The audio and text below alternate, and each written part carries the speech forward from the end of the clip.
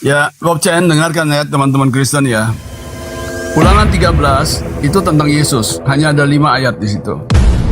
Apabila di tengah-tengahmu muncul seorang nabi atau seorang pemimpi, ya Yesus ini, dan ia memberitahukan kepadamu suatu tanda atau mujizat, dan apabila tanda atau mujizat yang dikatakannya kepadamu terjadi, dan ia membujuk, ya, dia membujuk, mari kita mengikuti Allah lain, ya, Bapa. Itu Allah lain itu Tuhan. Yesus punya Tuhan. Tuhannya berbeda dengan Yahweh. Ya, Yahwehnya versi Musa ya, bukan Yahweh asli ya. Yahweh versi Musa. Ya, apabila engkau mengenal Bapakku, kalian tidak akan membunuh aku, ya kan? Di Yohanes 8 ayat 38 ada dikotomi, perbedaan antara bapaknya orang Yahudi dengan bapaknya Yesus, ya. Nah, dia membujuk apa? Ya. Mari kita mengikuti, kita tuh orang-orang Yahudi di bawah hukum Taurat. Mari kita mengikuti Allah. Mari kita mengikuti Allah lain di Bapa yang tidak kau kenal, dan mari kita berbakti kepadanya. Maka ya Yehova versi Musa ini berkata, janganlah engkau mendengarkan perkataan nabi atau pemimpi itu, sebab Yehova sesembahanmu versi Musa ya mencoba kamu untuk mengetahui apakah kamu sungguh-sungguh mengasihi Yehova sesembahanmu versi Musa dengan segenap hatimu dan dengan segenap jiwamu. Yehova sesembahanmu versi Musa harus kamu ikuti, kamu harus takut akan dia, kamu harus berpegang pada perintahnya, suaranya harus kamu dengarkan. Dia bersuara nih, Yehova versi Musa. Kepadanya harus kamu berbakti dan berpaut. Nabi atau pemimpi itu, Yesus itu haruslah dihukum mati.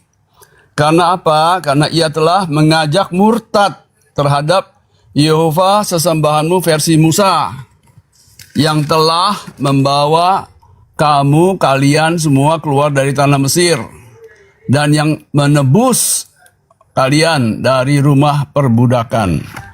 Ya, ini Yesus ya. Ulangan 18, inilah Nabi Muhammad ya.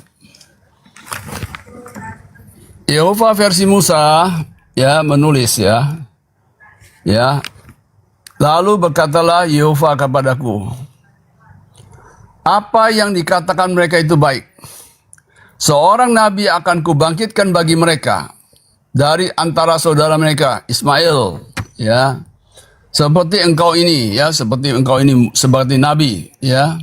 Aku akan menaruh firmanku dalam mulutnya, dan ia akan mengatakan kepada mereka segala yang kuperintahkan kepadanya. Ya, orang yang tidak mendengarkan segala firmanku yang akan diucapkan nabi itu, yaitu Nabi Muhammad ya, demi namaku, daripadanya akan kutuntut pertanggungjawaban. Ya, ini nubuatan Musa ya, yang menyembah Yehova versi Musa ya, menulis tentang Nabi Muhammad. Jadi Nabi Muhammad itu menyembah kepada Yehova versi Musa ya. Yesus menyembah kepada Yehova yang bukan versi Musa ya. Tuhan semesta alam yang asli, yang siap Gurunda. orisinil. Ada. Alhamdulillah. Oke. Murtad itu, lanjut Gurunda, luar biasa. Yesus mengajak murtad. Ya, Yesus itu mengajak murtad, bukan murtad. Ajaran apa ini? Yesus itu tidak mengajak murtad. Kalau kata Hanso mercon ini. Halo saudara Kripton. Jadi gini bang, Ulangan 13 itu nubuatan untuk Paulus, pendiri agama Anda. Tidak, dia bukan nabi. Gantian. Paulus bukan nabi. Gantian kita. Paulus itu sudah dipilih dari sejak dalam rahim ibu. Di dalam Mazmur 58 nomor 2 nomor 3, Paulus sebagai penyesat itu sudah ditetapkan dari dalam rahim ibunya. Dia penyesat yang sudah diciptakan oleh Allah untuk menyesatkan manusia. Paulus mengaku dalam Galatia 1 nomor 15, aku dipilih sejak dalam rahim ibuku. Dipilih apa? Ya dipilih jadi penyesat. penyesat. Kalau dia dipilih menjadi pembawa kebenaran, maka dia akan menjadi algojonya Yesus. Karena dia sesaman dengan Yesus, sebagaimana Yohanes Pembaptis menjadi tangan kanan Yesus pada saat itu. Nah, sekarang Anda mengatakan dia bukan nabi. Baca KPR 13 nomor 1. Ada beberapa nabi di Antioquia, di antaranya Saulus. Kalau dia bukan nabi, 13 bukunya dari mana? Dia itu pemimpi. Dia pemimpi. Pemimpi itu apa? Orang yang membawa kemudian apa yang ada dalam dunia pikirannya masuk ke dalam tulisan. Itu pemimpi. Apabila di tengah-tengahmu muncul seorang nabi, seorang pemimpi, dan ia memberitahukan kepada suatu tanda atau mujizat, Paulus memenuhi syarat. Bermujizat. Dia bermimpi 13 kitab. Kemudian dia mengatakan dirinya sebagai rasul pilihan. Lalu kemudian mengajarkan sesuatu yang bertentangan dengan ajaran para nabi. Paulus yang dimaksud ketika dikatakan membujuk kamu mengikut kepada ilah lain dan berbakti kepada ilah yang kamu tidak kenal, jangan kau ikut. Jangan kau mendengarkan perkataan nabi atau pemimpi tersebut. Jangan. Kau harus membunuhnya. Itulah yang terjadi terhadap Paulus. Nah, sekarang mari kita buktikan secara data. Apakah Paulus mengajarkan menyembah kepada ilah lain? Yes. Di mana data itu tertulis?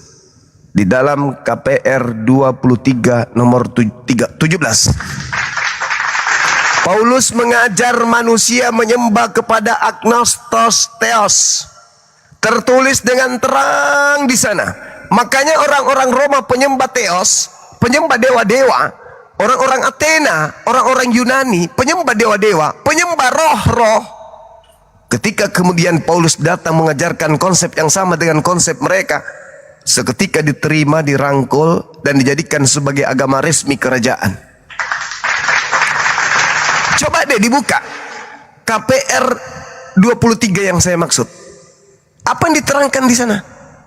Aku berjalan-jalan di tengah-tengah kalian dan aku melihat sebuah kuil tertulis agnostos theos, dewa yang tidak dikenal. Dan aku melihat kalian begitu tekun beribadah kepada dewa-dewa tersebut. Maka aku datang mengajarkan kepada kalian untuk menyembah kepada dewa yang kalian tidak kenal, yaitu Yesus.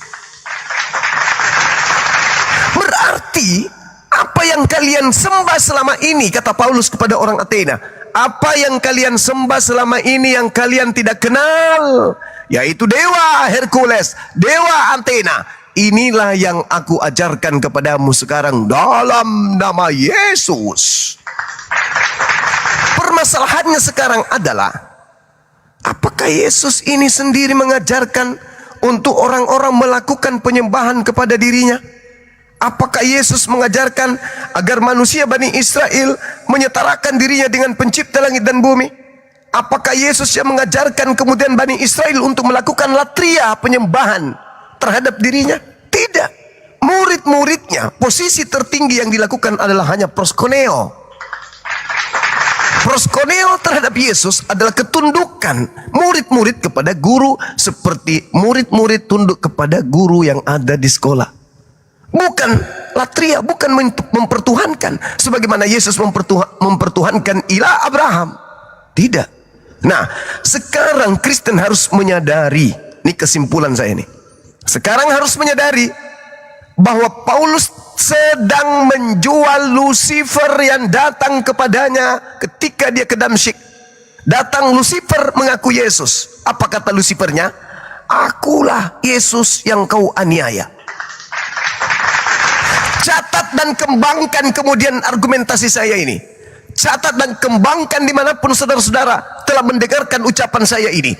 Bahwa yang disembah oleh orang Kristen yang datang kepada Yesus, kepada Paulus mengaku Yesus, itu bukan anak Maria, tetapi Lucifer. Titik. Undang saya ke gereja atau seminar-seminar besar untuk membuktikan ini. Bahwa yang datang kepada Paulus itu bukanlah Yesus anak Maria, anak tirinya Yusuf, sepupunya Yohanes, melainkan dia adalah Lucifer yang datang memakai nama Yesus untuk menyesatkan penduduk bumi. Kembangkan argumentasi saya. Habis itu klarifikasi. Saya akan buktikan secara data bahwa yang kalian sembah di gereja itu bukan anak Maria, melainkan makhluk asing yang datang memakai nama Yesus. Siapa yang mengatakan itu? Saya, Bang Zuma. Silakan.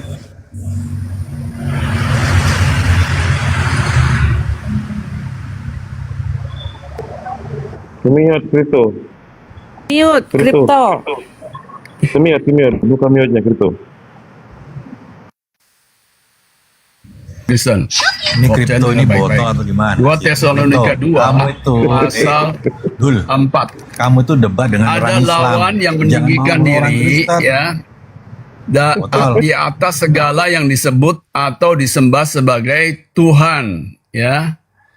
Yang disembah sebagai Tuhan itu adalah Yehova Bapa Allah Subhanahu wa taala. Nyambung. Nih kan itu Hanson.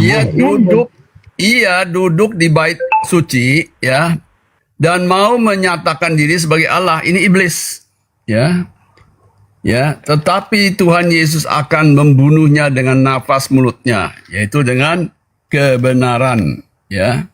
Dan akan memusnahkannya kalau ia datang kembali ya. Siapa itu? Kedatangan itu adalah pekerjaan iblis.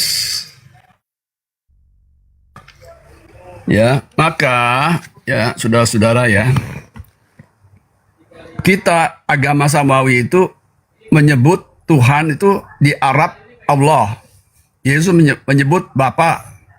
Ya. Musa menyebut Yehova.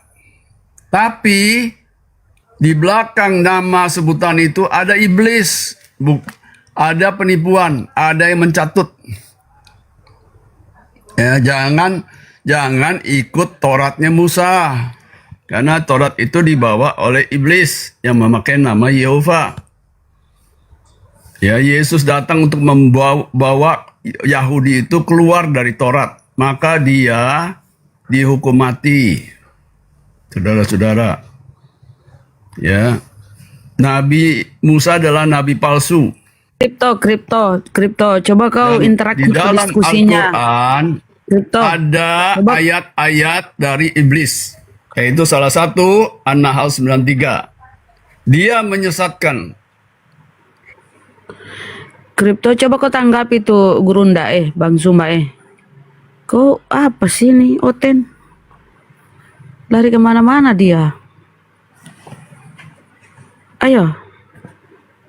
Tanggapi tuh. Dengar? Jadi di dalam perjanjian lama ada ayat-ayat setan. Di perjanjian baru Yesus itu tidak selalu menuliskan ya. Suruh menulis ya. Ada ayat-ayat setan juga. Di Al-Quran juga ada ayat setan. Tiga kitab suci itu tidak semua mengandung kebenaran. Hati-hati bacanya. Henso, bisa kau tanggapi Gurunda? Henso? Di kripto ini Kitab-kitab Duh, suci stres. ya. Nggak nyambung. ya silakan Henso. Di mute saya. Nah, Kitab kecil. suci itu banyak mengandung ayat setan. Oke? Yohanes 16 ayat 14 Yuma. Ia akan memuliakan aku karena ia akan menerima apa yang berasal dariku lalu memberitakannya kepadamu. Nah, orang yang memuliakan dan memberitakan Yesus Kristus itu Paulus, karena di surat Paulus begini Yuma. Kristus Inilah Injil telah menebus satu-satunya. kita. Dengar, terlalu lama kalian ngibul bertahun-tahun. Dia kata gini, Kristus Yesus telah menebus seluruh pelaku dosa maksiat dengan jalan menjadi kutuk. Dari kutuk hukum Taurat dengan jalan menjadi kutuk. Kutuk itu memuliakan. Sebab ada tertulis terkutuklah Yesus yang digantung di atas tiang salib. Itu memuliakan. Bacanya jangan begitu. Yesus kasih itu gitu. menyelamatkan, menebus itu menyelamatkan ya. Dengan jalan apa? Menyelamatkan Dengan jalan? bangsa Yahudi Dengan jalan apa? Dengan jalan menjadi Ya, menjadi mulia. Dia Menjadi dengan mulia. Dengan jalan menjadi mulia. menjalani satu jalan yang menuju kepada kutub. Menuju kepada kutub. Itu Ngerti? memuliakan. Bukan Yesus Nah, itu ajaran Paulus. menjalani, ya, Coba. menjalani suatu jalan yang berakhir dengan risiko kutuk. Oke. Ngerti? Satu-satunya Karena dia makhluk di bumi melawan ini, Taurat. satu-satunya makhluk di bumi ini yang mengutuk Yesus itu hanya Paulus dan diaminkan Bukan, oleh pengikutnya Taurat. Kristen. Sabar. Bukan Taurat yang Tidak ada, nggak ada hubungannya. Taurat Gimana itu nggak Yesus? pernah bisa dibatalkan dengan darah manusia. Justru, dengarkan, Ulangan 27 nomor 26. Terkutuk orang yang tidak menjalankan Torah. Kenapa pula orang-orang yang tidak menjalankan Torah yang menyebabkan kemudian Tuhan yang terkutuk? Yesus tidak menjalankan Torah, melanggar Taurat, maka dia terkutuk. Jadi Yesus Anda katakan terkutuk kan nggak tuh? Tidak. Ya Yesus udah. itu Ini si melanggar Bob ini Taurat. Bob cuci mulutmu pakai air aki. Kau katakan tadi Paulus memuliakan. Kenapa hukum Ah. Torah ini harus dilanggar? Kenapa Karena bisa? tidak ada Apa sebentar lah. hubungannya? Tunggu. Saya kasih satu contoh misalnya gini. Di dalam hukum Torah diharamkan makan babi. Orang Kristen diharamkan nggak makan babi? Tidak. Ya terus kenapa Yesus harus batalkan Torah untuk Karena kalian tidak cukup? dibatalkan, kan? Kenapa kita Yesus harus memakan mati babi? dengan Yesus jalan tidak hukum? membatalkan, bukan membatalkan Karena Taurat. begini Yesus cuma. itu mengakhiri Taurat. 631 jika lo Kenapa melanggar Torah satu, itu harus Pak, diakhiri maka untuk semuanya kalian? akan Emang terlanggar. kalian sopo? Torah Yesus itu itu hanya datang. berlaku. Dengarkan saudara-saudara, lembutkan hati kalian. Taurat itu hanya berlaku untuk Bani Israel. Kalian bukan Bani Israel, kalian Bani Kampret.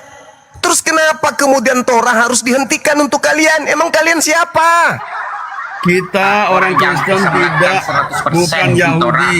Ya terus kenapa Torah dibatalkan? Yesus Kenapa bukan Torah Yahudi. dihentikan Nggak ada untuk yang bisa kalian? melakukan 100%.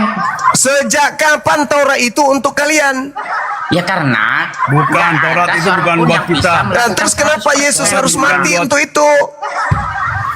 Kenapa Yesus mati Yesus untuk harus kalian? mati Untuk? karena dia mengajak murtad kepada Mama orang-orang solang Yahudi yang generasi di bawah hukum Taurat. hancur. Cuma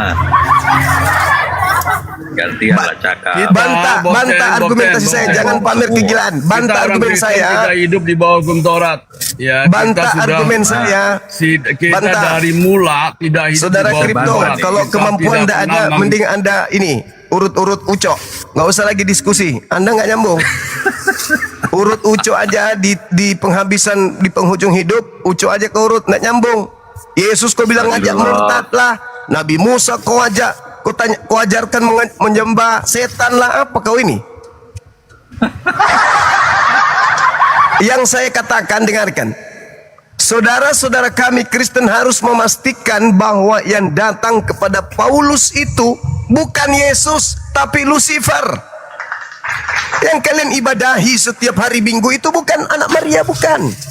Tapi Lucifer yang memakai nama Yesus. Karena kalau dia pakai namanya Bom-Bom, namanya Edis, namanya Erka, tidak akan ada orang yang mau tertipu. Tapi karena dia memakai nama mulia Yeshua HaMashiach sebagai manusia suci yang datang kepada Bani Israel, maka laku nama itu dijual. Yesus mengatakan, waspadalah kepada penyesat yang datang kepada kalian memakai namaku. Kalau memakai nama Bom-Bom, siapa yang mau jadi Kristen? Maka memakai nama Yesus, semua orang jatuh cinta. Kenapa? Karena Yesus punya cerita, Yesus punya kisah, Yesus punya kemampuan, kesaktian. Dia wakil Tuhan langit dan bumi di atas muka bumi ini, sehingga menjual namanya itu laris manis bagi para pelaku dosa. Sadar itu, bahwa yang datang kepada Paulus bukan Yesus. Titik. Kembangkan argumentasi saya itu. Silakan.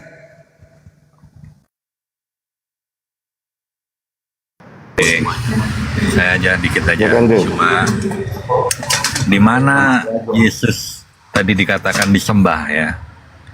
Itu saya bisa buktikan. Malaikat itu melayani dia. Tahu nggak ayatnya di mana? Cuma, woi. Iya, lanjut dulu Hanzo, lanjut dulu. Silakan. Iblis juga yang berperang di surga itu memiliki berlaksa-laksa malaikat yang menghadapi Mikael dan malaikat. Iblis beserta dengan ular tua, si naga, yang datang kemudian di ekumene. Tanggapi dulu, Hen. Matius dalilnya di mana? Matius 4 ayat yang ke-11. Di situ ada iblis ya, yang kau framing tadi katanya iblis yang ketemu Paulus, padahal jelas. Tanggapi Matius dulu. 4 ayat 11, ketika iblis meninggalkan dia dan lihat malaikat datang melayani Yesus. Nah, itu satu dalil aja kau bantah itu cuma.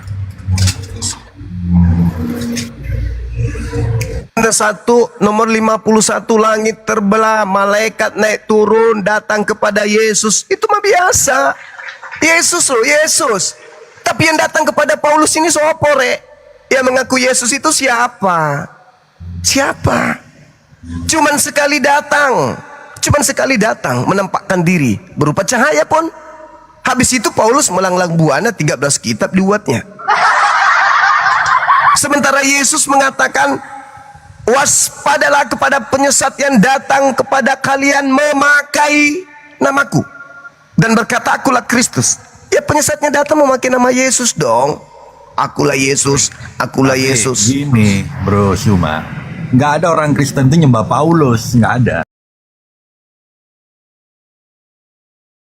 Tapi menyembah Ya logika Anda benerin dulu. Bang, Nggak jelaskan ada aja. orang Kristen menyembah Paulus. Kita sembah. ketika yang di belakang Paulus itu Yesus, kalian nyembah Yesus. Apakah itu dibenarkan? Salah. Ketika yang di belakang Yesus, di belakang Paulus itu iblis, berarti kalian nyembah iblis. Sederhana kan? Dalilnya Bang Juma mengatakan bahwa yang ketemu di Danzig itu adalah Mesias palsu. Itu dalilnya apa, Bang Juma? Oke, baik. Di Bukit Zaitun, di penghujung misi dakwah penginjilan Yesus, Matius 24, duduklah Yesus beserta murid-muridnya. Ya. Lalu kemudian Yesus berpesan, apabila ada orang berkata Mesias ada di sini, Mesias ada di sana, jangan kau pergi ke sana, sebab Mesias palsu, Kristus palsu, dan nabi palsu yang didatangi oleh Mesias palsu, pasti nabinya, nabi palsu akan datang melakukan banyak mujizat, tanda-tanda dan kekuatan, sekiranya mungkin menyesatkan orang-orang pilihan juga. Camkanlah, aku telah mengatakannya terlebih dahulu kepadamu. Jadi kalau ada orang berkata ada Kristus di padang gurun, ada Kristus dalam bilik rahasia, jangan kamu percaya. Oke. Di tahun 58, selisih kurang lebih 20 tahun setelah Yesus nasihati muridnya, tiba-tiba ada gorila datang kepada mereka, menganiaya, menangkap dan seterusnya, bla bla bla bla bla bla. Lalu mengaku bertemu Kristus ketika dia ke Damsyik ingin membunuh mereka. Apa nasihat Yesus di tahun 30? Percaya atau jangan percaya? Kalau ada yang mengaku bertemu Mesias di gurun, percaya atau jangan percaya menurut Yesus di tahun 30? Percaya atau jangan percaya? Jangan percaya. Makanya orang Yahudi tidak percaya. Ratusan tahun kemudian orang Roma, orang Yunani percaya. Masuk ke Belanda percaya, Belanda masuk ke Indonesia percaya. Kenapa bisa percaya? Karena kalian bukan menerima ajaran Yesus. Orang Yahudi tidak percaya, non-Yahudi percaya. Orang Yahudi tidak percaya Paulus Rasul, kalian orang non-Yahudi percaya. Kalau kalian percaya wajar. Yang mendapatkan perintah jangan percaya orang Yahudi, murid Yesus, bukan kalian. Kalian adalah orang banyak yang disesatkan penyesat itu. Kalianlah penggenapannya. Datanglah Islam mengingatkan. Sekarang lembutkan hatinya. Mau menjadi penyembah Lucifer atau penyembah Tuhannya Yesus? Tinggal pilih. Jangan sombong. Kematian sudah mendekat. Mati masuk kubur, nggak ada lagi alasan untuk kembali. Oh, ternyata Bang Suma betul. Apalagi kalau udah masuk di kubur. Nah, Itu aja dulu, kembangkan narasi saya. Di tahun 30, duduklah Yesus di Bukit Zaitun bersama ke-11 muridnya. Muridnya bertanya, kapankah tanda engkau datang? Tanda aku datang, bla bla bla bla. Jadi kalau ada yang mengaku aku, jangan kau percaya, itu bukan aku. Tapi kenapa kalian percaya? Ya karena kalianlah bagian dari orang-orang yang dijerat oleh penyesat itu. Sedangkan murid-murid tidak percaya kepada Paulus. Gak percaya. Coba Anda lihat Galatia 1 nomor 19, nomor 20, 21. Apakah Paulus bertemu dengan murid-murid Yesus ketika dia ke Yudea, ketika dia ke Yerusalem? Tidak. Ketika dia menuju ke Damsyik, barulah dia datang untuk menganiaya murid-murid Yesus. Tapi di Galilea, kemudian di Yudea, menurut Paulus, dia tidak pernah bertemu dengan murid-murid Yesus.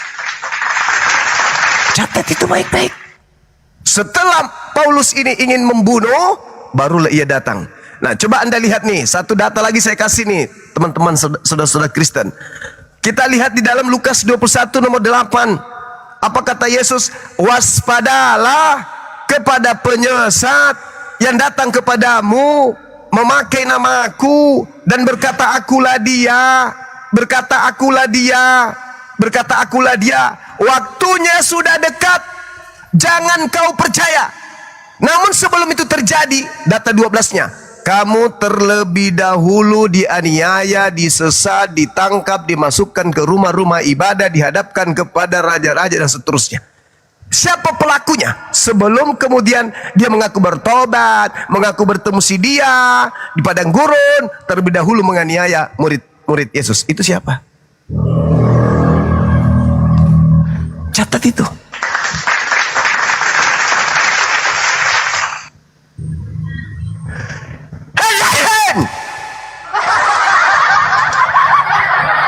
Alhamdulillah. Cuma kita ini jadi panas ini, jadi aduh, teman-teman di bawah AC-nya didinginkan ya, ini udah mulai panas. Halo, selamat siang Koko. Siang Silakan, Cece. Mengamuk, saya dengar-dengar. Bersin.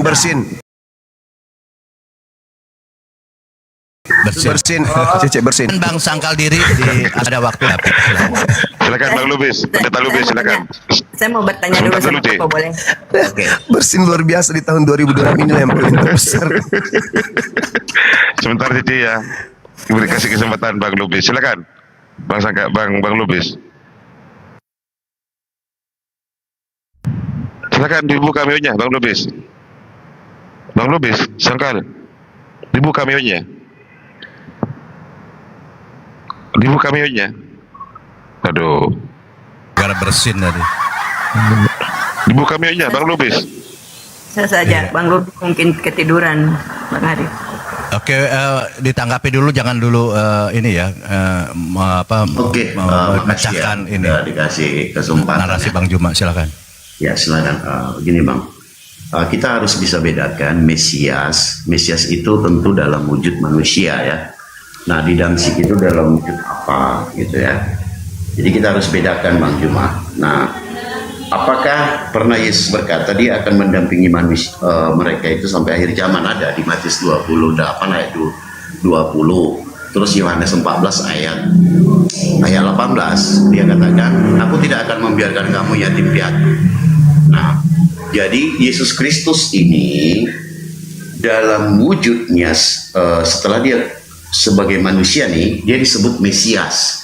Jadi yang dikatakan Yesus itu, jangan percaya kepada manusia yang mengaku-ngaku dia Mesias, hanya Yesus Mesias gitu loh. Nah, yang di Damsyik itu Yesus bertemu, Paulus bertemu dengan Yesus dalam wujudnya cahaya. Yohanes 5 ayat 35 dijelaskan, ia adalah pelita yang menyala dan yang bercahaya, dan kamu hanya mau menikmati seketika saja cahayanya. Artinya sampai hari ini, sampai akhir zaman, Yesus tetap menyertai kita yang percaya kepadanya gitu loh. Jadi bedakan Mesias dengan kodrat keilahian Yesus setelah dia kembali kepada kekekalannya. Bedakan Jangan sampai sulit kita membedakannya. Nah, yang dimaksud dengan Mesias palsu adalah wujud manusia mengaku Mesias, sementara Kristus yang ketemu di Damsyik bersama Yesus Paulus itu adalah cahaya. Ini sesuai dengan perkataan Yesus di Matius 28 ayat 20 dan Yohanes 14 ayat 18. Dia katakan, aku tidak akan membiarkan kamu yatim piatu, dan aku akan menyertai kamu sampai akhir zaman. Nah, penyertaan Yesus Kristus ini, atau kita tidak dibiarkan yatim piatu ini dalam konteks dia sebagai Allah, dia menyertai manusia, konteks dia sebagai roh, ruah yang tidak bisa dihampiri. Itu sebabnya Paulus buta ketika melihat cahaya tersebut. Itu yang bisa saya sampaikan, Juma. Terima kasih. Nasihat Yesus itu bukan kepada kita. Nasihat Yesusnya itu kepada muridnya Bani Israel. Aku akan menyertai engkau sampai akhir zaman. Engkau meninggal masuk ke alam kubur, ajaranku itu tetap nggak berubah, akan tetap menyertai engkau sampai akhir zaman, meskipun engkau di alam kubur. Bukan maksudnya ajaranku aku menyertai engkau, habis itu pindah ke Kristen pemakan babi, masih ada Yesus. Bukan. Makanya kalau kita menggunakan insting kemanusiaan kita, akal sehat kita dalam beragama, kita harus mendudukkan perkara itu dengan baik. Menyertai berarti ajaran. Kalaupun yang dikatakan Yesus itu aku yang akan datang menyertai kalian, itu pun tak masalah. Tapi yang dimaksud di situ adalah ajaran beliau. Kenapa? Sepeninggal Yesus, Yesus mengutus nabi penutup. Aku akan minta kepada Bapa agar Bapa mengutus seorang penolong lain. Dialah yang akan menyertai engkau. Ketika engkau menyertai ajaranku, maka ajaran penolong lain itu tidak akan berubah. Nah, inilah yang kami anut. Yesus mengajarkan apa rupanya selama 3 tahun? Apa ending ajaran beliau 3 tahun? Cuma 3 tahunnya beliau itu penginjilan. Dan inti penginjilannya adalah La ilaha illallah ana rasulullah. Saya ini rasul. Hidup kekal itu adalah mengenal saya sebagai apa? Sebagai rasul. Pengajaran Yesus selama 3 tahun, rasul. Siapa yang menerima Yesus rasul, dia bermukjizat, dia tangan kanan Tuhan kepada kaumnya Bani Israel, mampu melakukan segala sesuatunya berdasarkan pekerjaan yang ditunjukkan oleh Bapa Tuhan langit dan bumi, maka dia akan mengajarkan ajaran Yesus. Siapa yang mengimani Yesus itu rasul, dialah orang yang perlu hidup yang kekal itu. Tetapi kalau ada ajaran yang muncul kemudian Yesus bukan rasul, tetapi dia adalah Tuhan itu sendiri yang datang mengambil rupa manusia, berpura-pura jadi makhluk, itulah ajaran sengklek, ajaran yang berubah dari ajaran Yesus. Yang menyertai murid-murid Yesus sampai hari ini di alam kubur adalah ajaran baginda Rasulullah Muhammad sallallahu alaihi wasallam. Andai saja murid-murid bangkit dari kubur hari ini dan menemukan saudara-saudara heran-heran melihat kalian. Kenapa? Karena kesaksian mereka di hadapan pencipta langit dan bumi berdasarkan ucapan Yesus dan berdasarkan ucapan Al-Quranul Karim, nahnu ansarullah. Di dalam pengajaran Yesus pun, Yesus sendiri yang mengatakan, segala firman yang Bapa berikan kepadaku telah aku sampaikan kepada muridku. Muridku telah menerimanya. Muridku percaya bahwa Bapa lah yang telah mengutus aku. Para murid percaya Yesus itu utusan Bapa. Mereka bangkit dari kubur bertemu dengan Kristen. Apa kata mereka? Apa lu bilang? Guru kami Tuhan. Guru kami Bapa itu sendiri. Ilmu dari mana sampean? Guru kami itu bermukjizat, bukti kerasulan. Guru kami itu membangkitkan orang mati, bukti kalau dia itu utusan Tuhan, bukan utusan setan. Jadi guru saya melakukan setinggi apapun mukjizatnya, itu bukti kerasulan beliau, itu kesaksian beliau. Yohanes 5:36, ada kesaksianku yang lebih penting dari kesaksian Yohanes Pembaptis, bahwa seluruh pekerjaan yang aku lakukan, pekerjaan itu bersaksi tentang aku, bahwa Bapa yang telah mengutus aku. Kurang apa kesaksian Yesus kalau dia adalah utusan Bapa? Sedangkan Kristen menerima pengajaran dari nabi palsu, di mana nabi palsu ini kedatangan Yesus palsu. di mana dia mengajarkan Yesus itu datang untuk menjadi Tuhan, kepadanya diberi kuasa baik di surga maupun di bumi. Yesus tidak pernah mengajarkan itu. Yesus malah mengatakan, aku tidak dapat berbuat apa-apa dari diriku sendiri. Jikalau aku bersaksi tentang diriku sendiri, maka kesaksianku itu dusta. Bapakku lah yang bersaksi tentang aku. Nah, mana kesaksian Bapak kalau Yesus itu adalah aku sendiri, adalah Bapak itu sendiri? Malah Bapak bersaksi apa?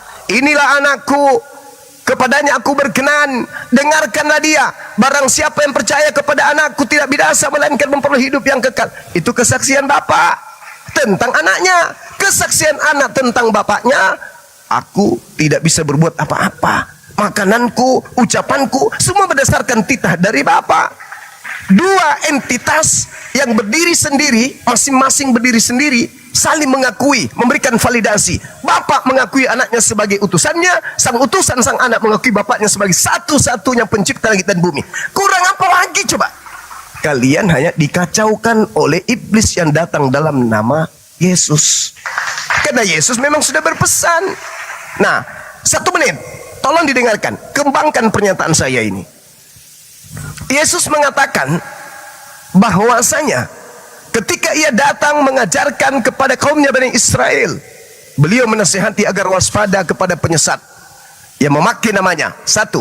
Yang kedua, Yesus sendiri yang mengatakan, bagaimana mungkin engkau bisa meloloskan dirimu dari api neraka?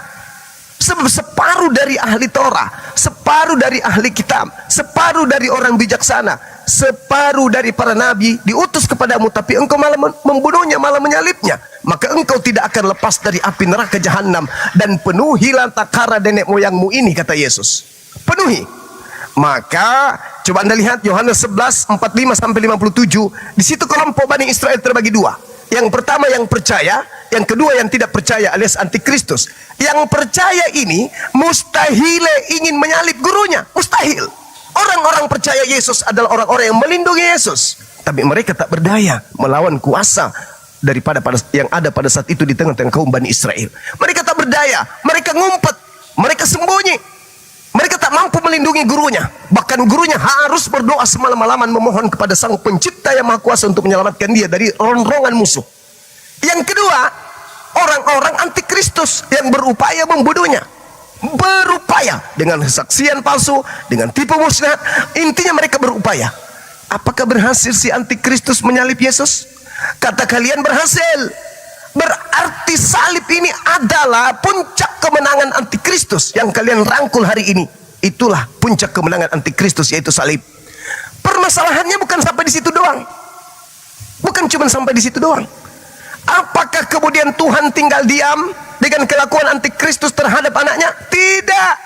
Tuhan mengatakan kepada Petrus, melalui Petrus kemudian dia berkhotbah. Petrusnya apa dia katakan? Seluruh orang Israel harus tahu dengan pasti bahwa Yesus orang kudus, orang benar, jalan kebenaran yang hidup tidak akan sampai kepada Bapa tanpa dia yang telah kau salibkan. Allah membuatnya menjadi Tuhan. Untuk siapa Yesus dibuat menjadi Tuhan? Oleh Tuhannya Yahudi. Tuhannya Yahudi membuat Yesus yang disalib oleh penjahat menjadi Tuhan bagi orang-orang jahat. Maka kalau hari ini Anda merangkul salib, itu berarti Anda adalah pengikut orang jahat. Karena hanya orang jahatlah Yesus itu dilantik menjadi Tuhan oleh Tuhan yang sesungguhnya. Catat itu. Di dalam Roma 14 nomor 9. Untuk itulah Yesus bangkit. Untuk itulah Yesus mati. Agar dibangkitkan oleh Tuhan. Untuk menjadi Tuhan dan Kristus. Untuk siapa? Untuk pengikut Paulus. Yesus adalah Tuhan untuk pengikut Paulus. Sedangkan Bani Israel pengikut Yesus. Tuhannya adalah Bapa Sang Pencipta langit dan bumi yang maha hidup lagi maha mematikan. Berbeda antara Tuhan yang Paulus dan berbeda. Dua Tuhan yang berbeda. Tuhannya orang Yahudi tidak bernama Yesus Kristus, tapi Tuhannya Paulus dan murid-muridnya bernama Yesus Kristus. Sejak kapan Abraham, Isa, Yakub, Musa, Daud, Salomo mengajarkan menyembah kepada Tuhan bernama Yesus Kristus? Tak pernah. Yesus sendiri sibuk mengajarkan menyembah kepada pencipta langit dan bumi. Eloah Abraham, Eloah Ismail, Eloah Ishak. Sedangkan Paulus in the gang mengajarkan menyembah kepada makhluk yang merangkak keluar dari kuburan. Inilah fakta yang ingin saya sampaikan kepada saudara. Sekali lagi, kembangkan argumentasi saya bahwa yang datang kepada Paulus di padang gurun itu bukan Yesus, tetapi Lucifer yang memakai nama Yesus. Begitu juga yang disembah oleh pastor ini, Pastor Matius dalam gereja mengajarkan orang jemaatnya itu menyembah Lucifer dalam nama Yesus. Catat, kembangkan apa yang saya sampaikan. Silakan. Jangan marah-marah.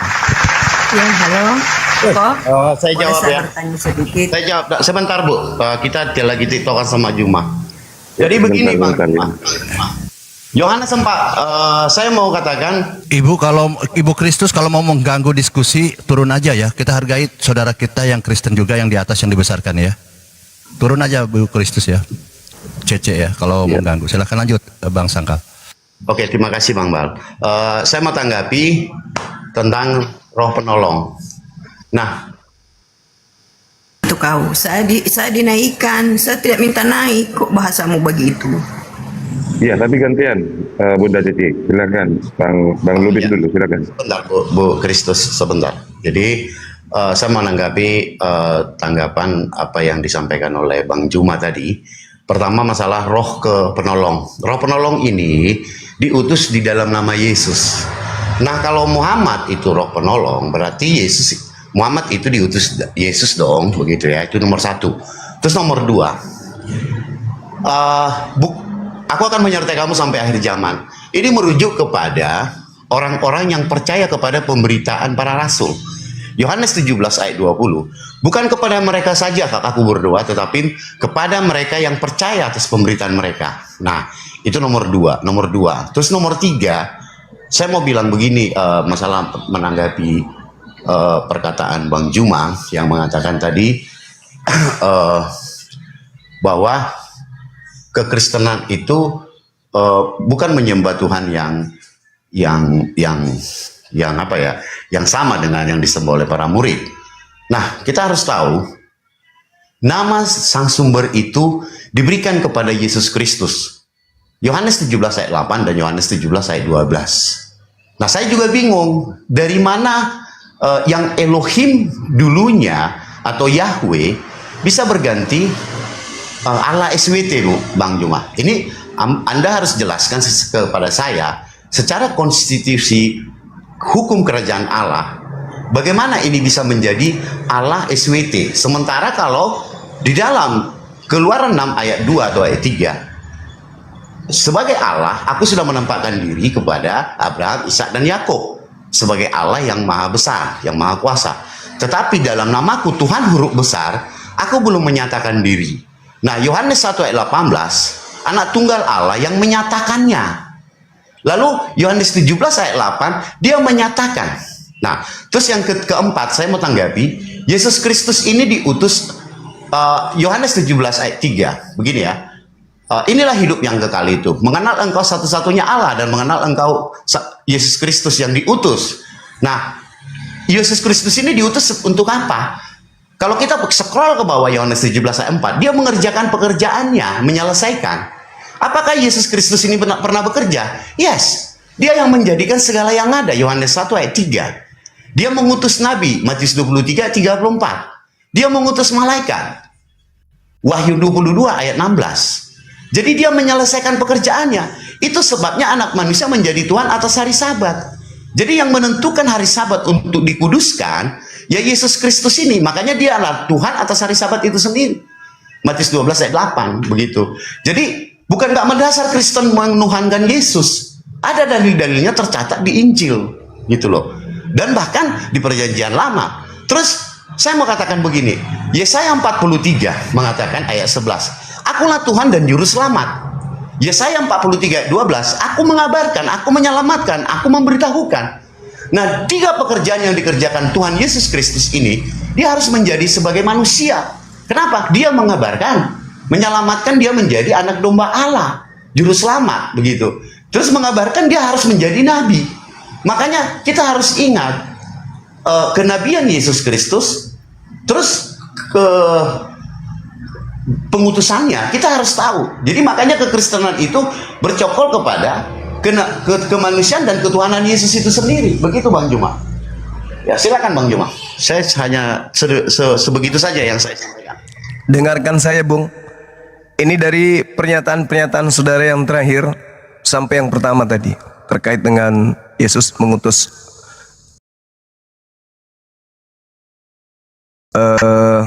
penghibur lain. Matius 23, aku mengutus nabi-nabi.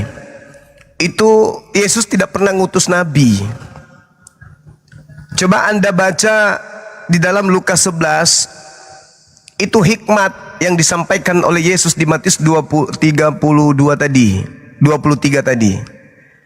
Sebab itu hikmat Allah berkata, ini kata Yesus, sebab itu hikmat Allah berkata, sebab itu pengetahuan Allah berkata, aku akan mengutus kepada mereka nabi-nabi dan rasul-rasul, dan separuh dari antara nabi-nabi dan rasul-rasul itu akan mereka bunuh dan mereka aniaya, supaya dari angkatan ini dituntut darah semua nabi yang telah ditumpahkan sejak dunia dijadikan, mulai dari darah Habel sampai kepada darah Zakaria yang telah dibunuh di antara mesbah dan rumah Tuhan.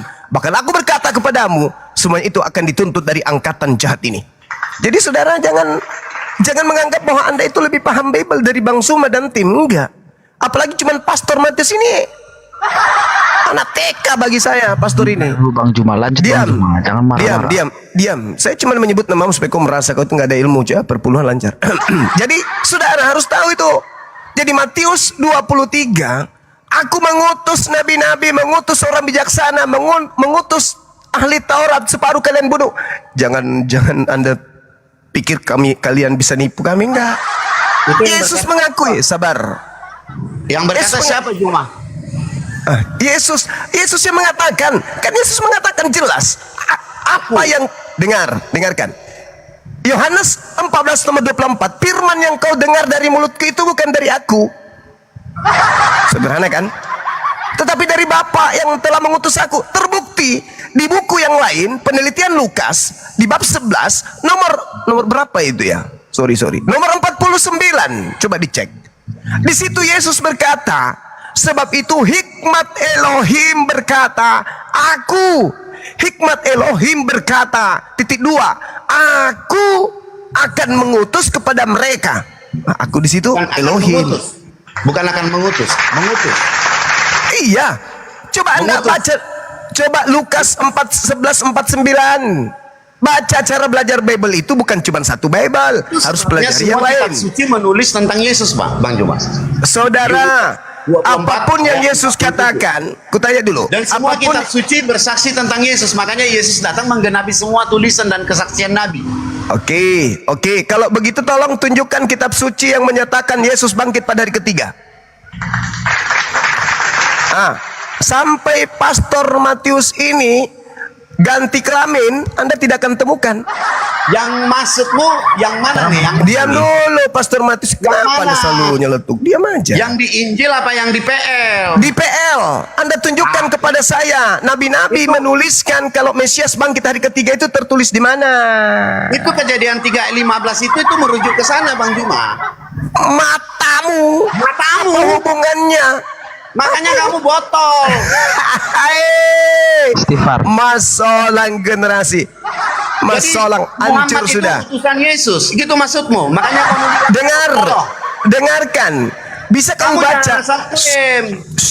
Bisa kau baca Lukas 11. Maka Muhammad itu yang mengutus Yesus. Itu enggak ada masalah. Itu enggak masalah. Terlebih dahulu Yohanes 14 nomor 16, aku akan minta kepada Bapa.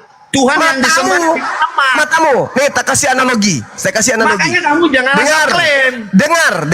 Dengar. Kamu ngeklaim itu pakai otak. Dengar, saudara penyembah Lucifer, diam.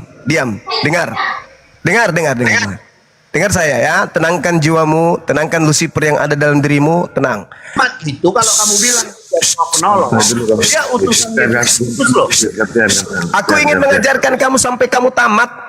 Tapi kalau kau kayak gini caranya, kau tidak akan pernah pintar. Bahkan ada yang bisa buka kamera di sini. Mekanik pun kita bisa sanggup. Bantu saya. Cuma saya adu mekanik pun sama kamu sanggup loh Juma. Buka Bang Arif, buka. Adu mekanik. Lukas 11 nomor 48. Kamu Buka aja 11. Memahami tentang firman yang tertulis di kitab Anda. Udah, saya mau ajarin kamu sampai selesai. Kau pintar. Air yang kamu doakan saya minum. Gini. Udah, Ayo udah. adu mekanik kita yuk. Siapa yang duluan Gantian di dulu. antara kita mati? Bang Lubis, Bang Bang Lubis. Arif, silakan Bang Arif. Ya sebentar dulu. Dibuka Kita mati, kameranya. ayo. Bang Baan. Kamu atas saya. Bang. Kamu Dibuka harus minum kameranya. air yang saya doakan dan saya minum air yang kamu doakan. Ayo. Kata Yesus, Ayo main kita kata jumpa di mana Yesus, kita, ayo. Adu kata mekanik Yesus kita, ayo. kalian itu Kita bermujizat selesaikan pakai berdua aja, ayo. iblis. Pada hari terakhir nanti banyak orang akan berseru kepadaku, Selesaikan Tuhan, Tuhan, berdua. bukankah Adu kami mekanik kita, bernubuat? Bukankah Ayo, kami adu bermujizat mekanik kita. pakai Bentar, namamu? Hei, Bahlul, dengok. Sebentar Bang Lubis. Yesus sendiri mengatakan, dengok, Bahlul. Dia Hei, tolol. Adu mekanik kita yuk. Yesus berkata, Tuyul, Yesus Kau bahwa bisa nggak adu mekanik? Kau doakan Yesus, air Ustaz Arif. Bahlul. air putih. Doakan air putih. Kamu minum air penyembah putih. iblis, Siapa yang penyembah kita setan, duluan mati? penyembah Lucifer, diam. Yesus berkata, Ayo kita jumpa di mana? Adu mekanik. Sebentar dulu Bang Diam, Lubis. diam. Bang Lubis santai Bang Lubis. diam. Bang Lubis. Jangan Santai, Lucifer santai, musuh santai, dulu. Bang Lubis. Tenang dulu. Santai Bang Lubis, santai. Diam Mampu. dulu, Jumpa ya, aku, ayo. diam Ayo, dulu, main kita, yuk. diam dulu, Kita berdua aja, ayo. Penyembah Lucifer, diam dulu. Anu sama Bentar, cerita bentar, kau. bentar. Ayo. Diam, diam. Adu mekanik Kenapa kita yuk. kepanasan kau? Sebentar Jangan dulu kau Bang Lubis. kepanasan. Ini mau nampilkan data dulu Bang Jangan Lubis. kau panas. Jangan Ini mau nampilkan data dulu Bang Lubis. Bang Lubis. Ayo, Bang main sama aku yuk. Bang Lubis. Ayo. Waduh Bang Lubis. Jangan kau panas. Gak berani kau. Bang Lubis. Jangan Bang kau Lubis. Kau beraninya main Jangan kau panas dulu. Jangan kau lebih hebat dari Tuhan lu. itu supaya Masuklah generasi. Bunda Rahma buka kamera, tunjukkan Lukas 11. Diam sudah kau penyembah Sebentar Lucifer. dulu Bang Lubis. Supaya mereka Sebentar dulu. menghujat. Gantian dulu Bang Lubis. Bang Lubis, gantian dulu. Diam dulu. Gantian dulu Bang Lubis. Aku cuma. Penyembah Lucifer, diam dulu. Ayo kita main, kita dua yuk. Mekanik yuk, adu mekanik yuk. Ayo. Kata Yesus, penyembah Ayo. setan itu bisa bermujizat. Masa saya melayani penyembah setan? Pada hari terakhir nanti banyak orang penyembah setan berseru kepadaku, Yesus Tuhan, Yesus Tuhan. Bukankah kami bernubuat mengusir setan, bermujizat pakai namamu? Penyembah setan juga bermujizat. Adu mekanik kita yuk. Penyembah setan mau adu mekanik. Ayo, kalau benar Allah ada Bunda Rahma samamu. buka, Bunda Rahma bisa Bun? Lukas 11. Ya, buka Lukas Ayo kita 11. sama aku aja adu mekanik yuk. Sebentar dulu Bang Lubis. Sebentar dulu Bang Udah Lubis. Ini kau pakai data ini. banyak cerita kau. Bang Lubis kalau tidak tertib saya turunkan dulu Bang Lubis ya. Penyembah setan itu sakti loh. Bisa bermujizat loh. Berani kau, congor aja. Penyembah setan itu sakti kata Yesus. Pakai nama Yesus Kalau lagi. benar Allah ada samamu juga. Penyembah setan itu sakti kita menurut adu mekanik, Yesus. yuk. Pakai nama Yesus dia bisa bermujizat. Sebentar.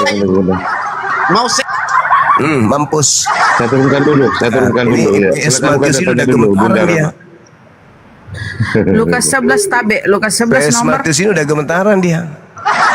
Waduh, giliran saya udah terlanjur naik di sini ada Bang Zuma, mampus gue. Santai saja, santai. Orang bilang diam dulu, ngapain kau ngomong? Panas Bang Juma bikin panas. Aduh. Iya, Bang Bal, santai aja kan Bang Bal kan. Bang Juma jangan ngecek gitu, kelihatannya ngecek Bang Juma nih. Emang kelihatan botol Bang Juma, tapi Iya, jangan ngecek, dibotol-botolin lah. Iya, bener-bener. Diam dulu, Pastor. Kau ini kenapa nggak bisa diam? Bunda Lukas 11 Rahma. nomor. Enggak usah, nomor berapa? tunjukkan aja semuanya. Satu kitab, satu bab. Oh, oke. Berarti bukan paralelnya. Bukan. Iya. 11.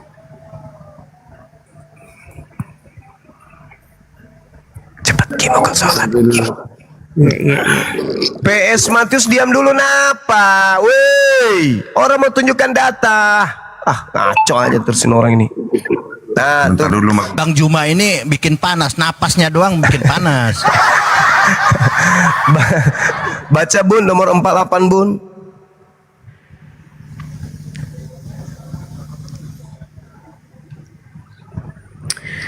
Dengan demikian Dengan demikian, kamu mengaku bahwa kamu membenarkan perbuatan-perbuatan nenek moyangmu, sebab mereka telah membunuh nabi-nabi itu dan kamu membangun makamnya. Dia Gurunda. Ya, Sebab itu 49. hikmat Allah.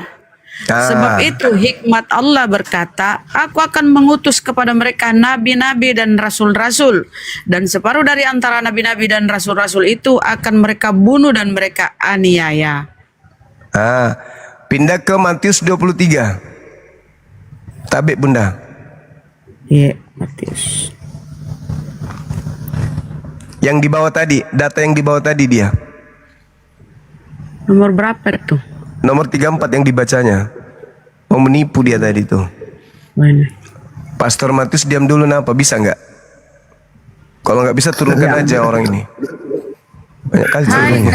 Diam lo Bang Juma. Diam dulu. Astagfirullahaladzim ya Allah ya Karim. Kenapa dituruni beneran? Jangan naikkan. Aku bercanda weh. Bang Arif dinaikkan lagi. Ini ada perintah buat saya. Naikkan. Itu anak peliharaan saya. Mainan saya itu. Iya. Naik lagi Batis. Karena ucapan Gurunda ini adalah perintah buat saya ini, luar biasa Itu ya. peliharaan saya Bang. Allahu Akbar. Masya Allah. Panas. Naikkan kembali. Baca bun. Matius 23 yang dibaca tadi. Nomor 34. Kok hai kamu? 34.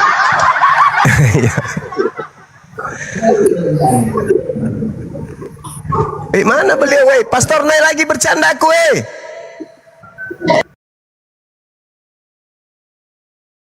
Emak. Ya, lanjut. Sebab itu, lihatlah, aku mengutus kepadamu nabi-nabi, orang-orang bijaksana dan ahli-ahli Taurat. Separuh di antara mereka akan kamu bunuh dan kamu salibkan. Yang lain akan kamu sesah di rumah-rumah ibadatmu dan kamu aniaya dari kota ke kota. Menurut tadi si penyesat, ia mengutus nabi-nabi siapa? Kira Yesus. Sebab itu lihatlah aku mengutus kepadamu nabi-nabi. Padahal Yesus sedang membacakan hikmat. Di mana buktinya? Yang tadi Lukas 11 nomor berapa Bun? Lukas nomor 49. Oh iya ya. Nah, apa bilangnya? Betul ya. Agak nasa din diro, apa nakana sumpahin? Nih 49. Sebab itu hikmat Allah berkata, aku akan mengutus. Jadi Yesus mengutip firman Allah. Terus yang terakhir sebelum saya ibadah sebentar, habis itu pastor tadi dikejar dong, suruh naik. Tadi dia mengatakan Yesus mengutus Nabi Muhammad. Bukan. Yohanes 14:16, aku akan minta kepada Bapa agar Bapa mengutus Nabi Muhammad. Tuh. Nah, sekarang Gubernur Sulawesi Selatan minta kepada Presiden. Aku minta kepada Presiden agar Bapak Presiden mengutus ahli penyakit dalam agar aku utus nanti dia ke kabupaten. Maka kemudian Pak Gubernur minta di ACC Presiden dikirimlah kemudian ahli ke Gubernur ke Sulawesi, ke provinsi. Aku minta ke Presiden agar Presiden mengutus seorang penolong lain. Aku melepaskan jabatanku jadi gubernur, penggantiku jadi gubernur. Yang aku minta, yang aku usulkan kepada Presiden. Presiden, ini zamannya sudah waktuku udah nyampe nih. Tolong dong kirim gubernur lain menggantikan aku. Maka diutuslah kemudian pengganti gubernur untuk duduk sebagai gubernur di Sulawesi Selatan. Bukan berarti Yesus itu yang mengutus gubernur. Yesus minta kepada Bapa agar Bapa mengutus Nabi Muhammad. Dan di ACC ketika ia datang, dia yang akan mengajarkan segala hukum-hukum, keadilan dan pengisapan dunia akan dosa. Sekira begitu untuk sementara teman-teman. Tiba waktunya ibadah, saya ibadah dulu. Habis itu kita bersama lagi mengudara di sini. Lanjut.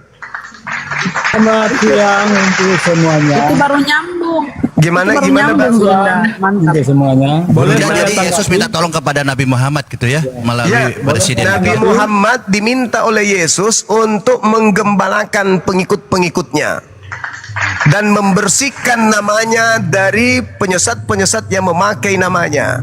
Sementara yang memakai namanya tidak mengajarkan apa yang ia ajarkan. Baca di dalam Yohanes 16 nomor 7 sampai nomor 15. Ya jauh jaraknya. Begitu sudah. Itu kan ajaran takiannya dari Lanjut Bang teman-teman, Zuma. lanjut. Kenapa Biarkan Yesus mereka kesurupan. Lanjut. meminta kepada Bapa mengutus Muhammad. Ngarang. Jadi sobat kamu itu cocok mologi. Oke, saya tanggapin. Dengar. Yang diminta oleh Yesus adalah roh kebenaran, bukan penolong lain. Nah, ini tak ajarin samamu. Apa itu roh kebenaran? Bilangan 11:25, lalu turunlah Tuhan dalam awan. Muhammad minta tolong sama Yesus. Enggak sejaman. Dengarkan. Oh, kebenaran. Waduh, ini memang Islam udah Gantian Ferry. Boleh dengarkan saya. Dengarkan dulu ya Di teman-teman. bawah dulu, Ferry ini ngijal ini. Orang enggak sejaman. Bagi Tuhan kehidupan di bumi itu cuma sehari 1000 tahun loh. Masa Nabi Muhammad dengan Isa alaihissalam 600 tahun. Sementara bagi Tuhan sehari di sisinya 1000 tahun usia dunia. Jangan kau ambil jarak manusia. Yesus minta kepada Bapa, bukan minta kepada manusia. Dengarkan saya. Bilangan 11:25, lalu turunlah Tuhan dalam awan dan berbicara. Mama salang generasi. Anda mau belajar enggak nih? Sampean yang belajar sama Kristen. Apa yang saya pelajari dari Kristen? Ilmu apa dari Kristen? Semua yang terlontar dari mulut Kristen itu sampah. Coba kita buktikan. Yang keluar berupa orok dari rahim Maria itu pencipta atau ciptaan? Ciptaan, makanya dia mujizat. Ciptaan. Berarti orang Kristen selama ini menyembah penciptaan kan? Berak kau, berak sana, berak. Jangan lupa cebok air 1 sendok. Lanjut dulu teman-teman. Saya ibadah dulu, silakan. Mana mujizat aulamu? Mana? Kasih tunjuk di sini. Silakan Bapak. Udah lama. Mujizat itu bukan waduh parah ini. Kejadian yang luar biasa. Allah Subhanahu Ta'ala mengatakan, aku meninggi. Sedangkan di kitab Ayub, langit bertiang. Kira-kira mujizat Tuhanku dengan Tuhanmu gimana? Robek lagi matamu kan? Robek matamu. Robek matamu. Tuhan di dalam kitab Ayub mengatakan langit bertiang. Tuhanku mengatakan aku tinggikan langit tanpa tiang. Sakti mana coba? Sakti mana? Pikirlah kau. Aku pamit ibadah dulu, udah tutup telinga. Luar biasa Bang Juma ya. Begitulah ya, kalau Bang Juma ini menjawab itu tegas, lugas, karena beliau ini kan orang yang salah satu yang tidak terkalahkan di dunia ini kan, di planet manapun. Dia adalah orang yang bijaksana, bijak sini, bijak situ, cerdas sana, cerdas sini, cerdas itu. Beda dengan kalian kan, botol sana, botol sini, botol situ. Lanjut. Bang Baal, aku tuh herannya gini loh. Nabi Isa, Nabi Musa, Nabi Muhammad itu kan bermukjizat. Ya wajar, dia nabi, manusia pilihan Tuhan. Coba baca kisah para rasul tuh ya, 17:23. Dengarlah orang Israel, yang kumaksudkan ialah Yesus dari Nazaret, seorang yang telah ditentukan oleh Tuhan, yang dinyatakan kepadamu dengan kekuatan-kekuatan mukjizat-mukjizat yang dilakukan oleh Allah melalui perantaraan Yesus di tengah-tengah kamu. Jadi kalau kau menuhankan Yesus karena mukjizat, ya nggak ada itu nabi. Memang nabi rasul itu diberi mukjizat, kelebihan. Nabi Musa membelah lautan, ya kan? Nabi Isa dengan menyembuhkan orang sakit, orang lumpuh. Itu mukjizat-mukjizat, memberi makan segala macam. Mereka itu sudah Tuhan. Memang tidak sama Yesus. Yesus bangkit. Siapa yang bangkitkan Yesus tuh? Ijat, sekarang bahas bangkit, lari sana lari sini. Kalian gimana sih? Oke, saya nanya Bunda Dari Rama. keyakinan Nabi, bangkit dari orang mati. Bentar Bang, Bunda Rama, Musa membelah laut ada faedahnya, menyelamatkan bangsa Israel dari kejaran tentara Firaun. Sekarang apa faedahnya bulan itu dibelah? Silakan.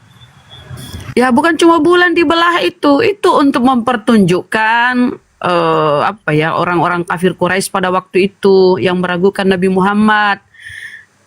Bukan masalah faedah, mukjizat itu enggak selamanya faedah. Ya itu mukjizat itu segala sesuatu hal yang luar sejahtera semua. segala sesuatu hal yang luar biasa yang tidak mungkin dilakukan oleh manusia biasa. Ya. Jadi mukjizat itu yang jadi masalah itu orang yang bermukjizat kok Tuhan kan. Kalian tuh gimana sih?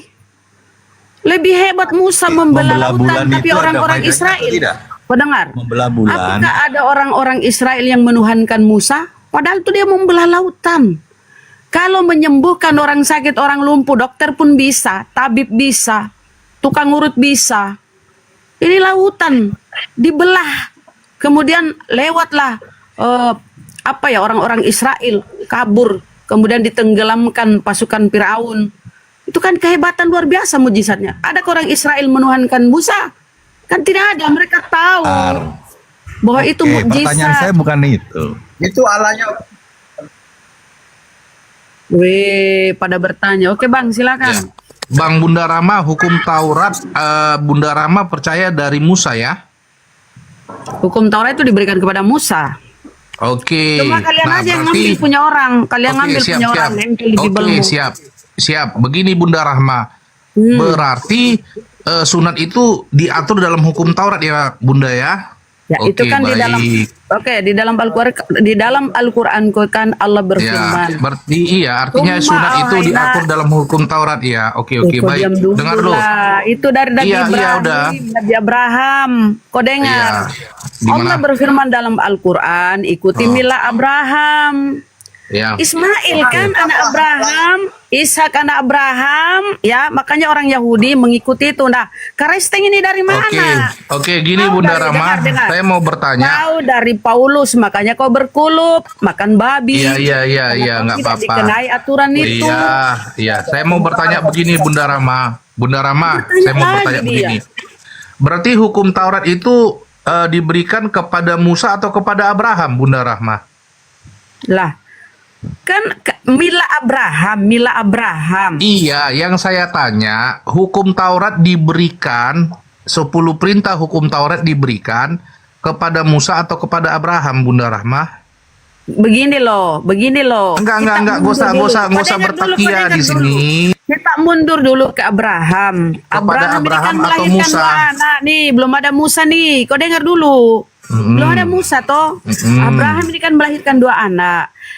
Perjanjian kekal itu adalah sunat, ya.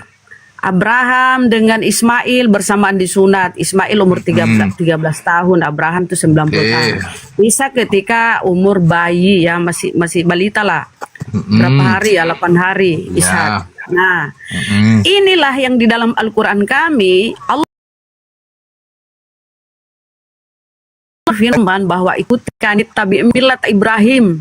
Ya. Itu kami ikuti ya, ada di Al-Qur'an kami. Gini Bunda yang mau saya tanya. Kita mengikuti apa yang diperintahkan Allah dalam Al-Qur'an. Nah, gini Bunda, mau saya tanya. Kau dengarlah dulu. Kalau kau dikasih penjelasan, kau diam biar kau pintar kau berhenti menuhankan anak orang. Kau diam dulu lah. Yesus ada mujizat. Ya gimana? Jawab dulu nih si Wisdom ya. Kalau dari jalur Ishak, ya itulah Bani Israel. Sampai sekarang mereka gini Bunda, yang saya tanya itu. Tapi Kristen memang tidak ada kewajiban itu, Bang. Iya, yang saya tanya, hukum Taurat itu diberikan kepada Abraham atau kepada Musa, Bunda? Kepada Musa lah. Kok ini dijelaskan kepada Musa. tadi. Oke, sekarang pertanyaan saya. Tapi sunat itu perjanjian kekal. Oh, perjanjian kekal. Oke. Dari Tuhan kepada Abraham. Oke, pertanyaan saya. Jadi kenapa kami orang Islam itu mengikuti itu, karena kami ini ya mengikuti mila Abraham yang diajarkan oleh Nabi Muhammad. Oke, Yang sekarang bersumber dari pertanyaanku. Nabi Ismail. Ya. Apakah Musa bersunat, Bunda Rahmah, di Al-Quran? Kalau kita lihat ya aturan di Bani Israel sana ya semua harus bersunat. Ya, di mana ayatnya di Al-Quran Musa itu bersunat, yuk? Nggak ada. Ada di Bibalmu. Di Bibalmu. Ada di Bibalmu Yusuf Musa bersunat. Di Bible juga nggak ada, di perjanjian lama nggak ada. Musa bersunat di nggak ada. Ya, berarti Musa tidak pengikut Taurat. Kenapa dikatakan Bunda Rahmah tadi? Ada di Talmud Yahudi itu kan Musa, kalau Musa menurut rabi-rabi Yahudi itu sudah tersunat sejak dalam kandungan. Itu aja. Ya, Mana datanya sunat dalam kandungan? Terus gini, apa hubungannya kau karesting? Apa hubungannya dengan karesting? Apa hubungannya kau bahas sunat? Apa hubungannya kau bahas sunat? Kalian sudah tidak terikat dengan hukum-hukum Taurat. Apa hubungannya? Baca, Musa itu bukan pengikut Taurat nih. Terus padahal dia yang diberi Besarin saya, host. hukum Taurat. Ini ada datanya nih. Si Musa bukan pengikut Taurat. Musa nggak sunat. Ya, baca aja Bang Usdam. Oke, bentar ya. Musa tidak bersunat. Nah, kalian ngikuti ajaran Musa. Musa saja tidak bersunat. Kata Abraham, bego. Abraham. Diam dulu. Ini ada datanya. Ya, Kok kira berarti ini parah ini Hanso. Gimana Hanso? Doang Tuhanmu aja disunat, Musa nggak disunat. Musa nggak disunat nih. Ini datanya. Makanya kecil. Siapa? Tuhan mengikut Bentar, siapa? hukum Taurat itu hukum setan. Bentar dulu. Oh. Waduh. Ini ada datanya. Sebentar. Nih. Gimana Anso? Nih. Hanso gimana ini Hanso? Bentar ya. Nih, Hanso bentar mikirin ya. Hanso. Ini mercon Jo. Jadi kalian nih ngapain mengikuti hukum iblis? Musa aja nggak bersunat loh nih ya, dengar ya. Artinya Yahweh di perjanjian lama iblis, Wicom. Iya, iblis. Padahal kata Hanso, Yesus itu Yahweh itu sendiri. Enggak, salah. Gimana Yahweh kau? itu iblis. Bentar nih, saya baca ya. Nih. Aduh, Hanso. Sebentar ya. Tetapi di tengah jalan di suatu tempat bermalam, Yahweh bertemu dengan Musa dan berikhtiar untuk membunuhnya. Kenapa? Karena si Musa nggak mau sunat ya. Ayat 25. Dengar. Lalu Zipora, tenang dulu. Ya, tenang dulu, tenang. Jangan kejang-kejang. Inilah Jo, kalau konsekuensinya Yesus itu adalah Elohim itu sendiri Jo. Saya kan belum selesai Kau baca. disusun kau Jo. Keluaran 4 ayat 24 sampai 25. Lalu Zipora, dengar ya. Lalu Zipora mengambil pisau batu, dipotongnya kulit katan anaknya, ya. Jadi yang disunat itu kulit katan anaknya. Baru berikutnya, kemudian disentuhnya dengan kulit anaknya itu kaki Musa. Ya kan? Kakinya yang disentuh, bukan pelernya si Musa. Nih ya. Sambil berkata, sesungguhnya engkau pengantin darah bagiku. Paham? Jadi si Musa ini tidak disentuh pelernya, hanya kakinya si Musa. Waduh, diperhalus dulu Wicom. Kan Yesus itu penganut hukum Taurat yang taat kan Wisdom. Itu tidak Dia kan disunat. Gimana ini Pak? Jadi yang disentuh itu hanya kaki Musa. Pelernya si Musa nggak disentuh si Zipora untuk disunat. Nah itu datanya. Ya sudah, Hanso silakan Hanso. Waduh, parah. Jadi kenapa Yesus disunat? Karena Yesus tidak tahu dia masih bayi manusia. Waduh, gitu loh. Gantian. Makanya saya bilang karena dia bayi manusia. Musa aja nggak sunat, kalian kok sunat? Kenapa Yesus dikebiri? Saya tidak sunat, kok kalian Islam? Hanjo dulu. Iya, Hanjo dulu. Silakan Hanjo, gantian. Musa nggak. Kenapa Yesus dikebiri? Hanjo, gantian. Gantian Wisdom. Silakan Hanjo. Iya, tapi kami tidak bahas Yesus karena dikebiri. Yesus itu adalah karena silakan Jo. Hanjo. Peler nggak penting. Hanjo. Hanjo.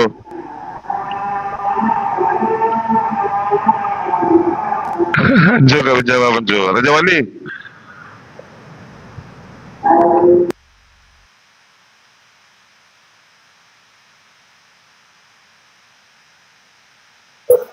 Bukan, sudah besar, sudah besar. Kok udah bayi? Ih, tahu ini.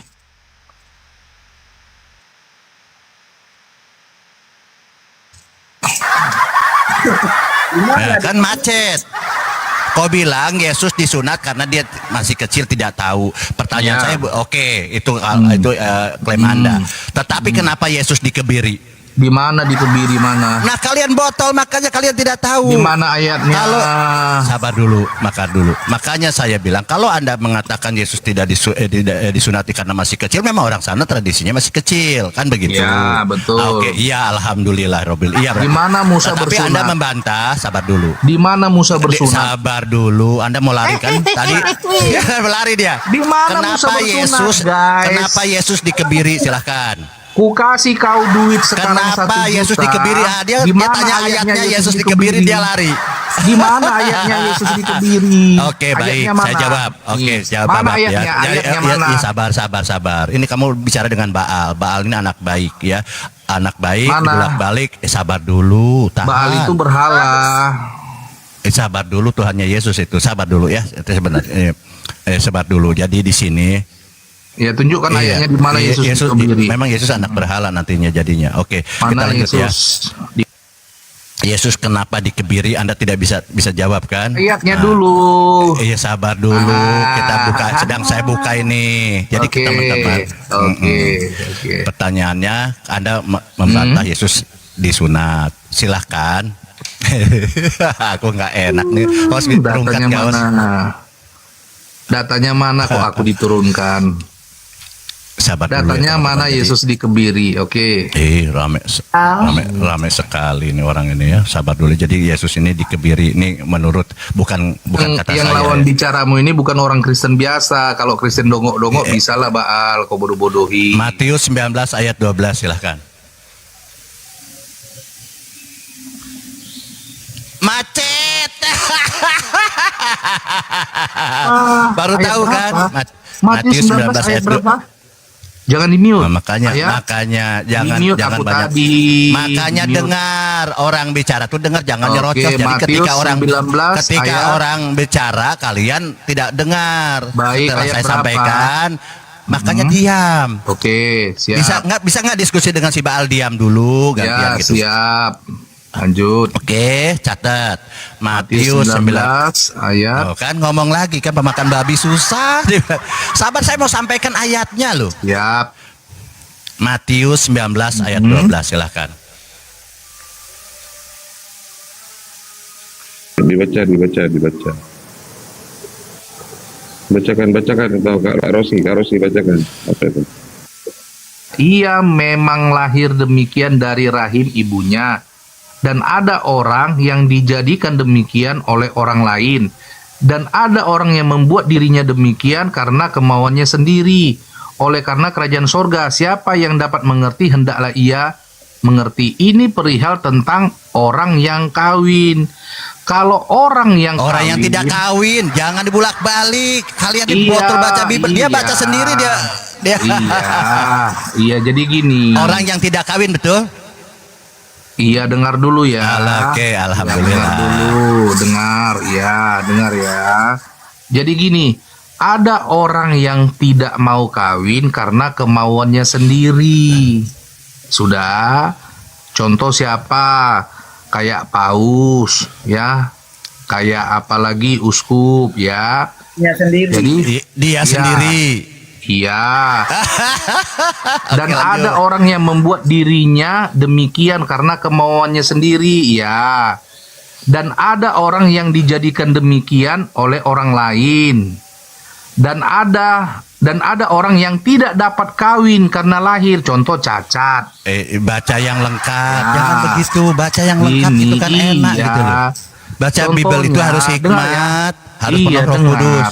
ada orang yang tidak dapat kawin karena ia memang lahir demikian dari rahim ibunya, artinya cacat pelernya, sehingga tidak bisa kawin gitu loh Bang. Satu, kedua. Dan ada orang yang dijadikan demikian oleh orang lain, dikebiri. Oke, kedua, sehingga ketiga. tidak dapat kawin. Nah, baru dikatakan ada orang yang membuat dirinya demikian tidak kawin karena kemauannya sendiri. Itu masuk Tuhan Yesus. Yesus kawin tidak? Bukan berarti Tuhan Yesus dikebiri. Sabar dulu. Yesus kawin tidak? Tidak. Nah, yang satu, kedua, ketiga. Iya, karena kemauannya dirinya sendiri. Karena kemauannya sendiri, Yesus tidak kawin, dikebiri, betul? Karena bukan dikebiri. Aduh, ini. Oke. Yang dikebiri itu yang ini, dengar Bang ya. Yang dikebiri itu ini. Dan ada orang yang dijadikan demikian oleh orang lain. Oke, yang ketiga, fokus yang ketiga. Anda lari lah. Iya. Yang ketiga. Tapi Yesus ini, dengar dulu Bang. Ada orang yang membuat dirinya sendiri demikian karena kemauannya sendiri. Baca, oleh karena kerajaan sorga. Alhamdulillah. Si Paulus tidak kawin. Yesus masuk ke mana? Jangan kok Paulus. Ini Yesus, ini bicara Yesus kok lari ke Paulus. Iya, kalian diskusi nih. Yesus sama Paulus statusnya tidak kawin Bang. Iya, Yesus masuk kategori yang mana nih? Yang satu, dua, yang ketiga? Ini, yang ketiga ada orang yang membuat dirinya demikian karena kemauannya sendiri oleh karena kerajaan sorga. Oke, Yesus. Alasannya karena kerajaan sorga. Oke, udah dibaca kok diulang-ulang. Bukan dikebiri. Sudah dibaca, oke. Kenapa di situ? Gini teman-teman, coba belajar yang baik ini ya, belajar Sekarang yang baik. jawab, Musa sunat enggak? Kenapa Anda tidak bisa menjawab? Ya kenapa Yesus dikebiri? Musa sunat ini enggak? mulai. Saya kasih satu. Jadi di sini teman-teman, bahwa teman-teman Kristen tidak paham ayat ini. Si Juma, ya teman-teman, si Nandar, dikatakan siapa punggawa bahwa ternyata Islam bawa Yesus kemari. itu dikebiri Musa dan dia itu sudah mengaminkan bahwa Yesus masuk kategori yang ketiga.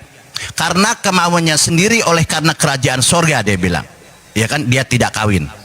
Nah, apa makna tidak kawin? Kenapa tidak kawin? Karena kerajaan sorga. Bagaimana dia akan masuk kerajaan sorga? Karena dia punya nonot pastinya kan teman-teman. Yaitu salah satunya adalah dikebiri. Sabar dulu.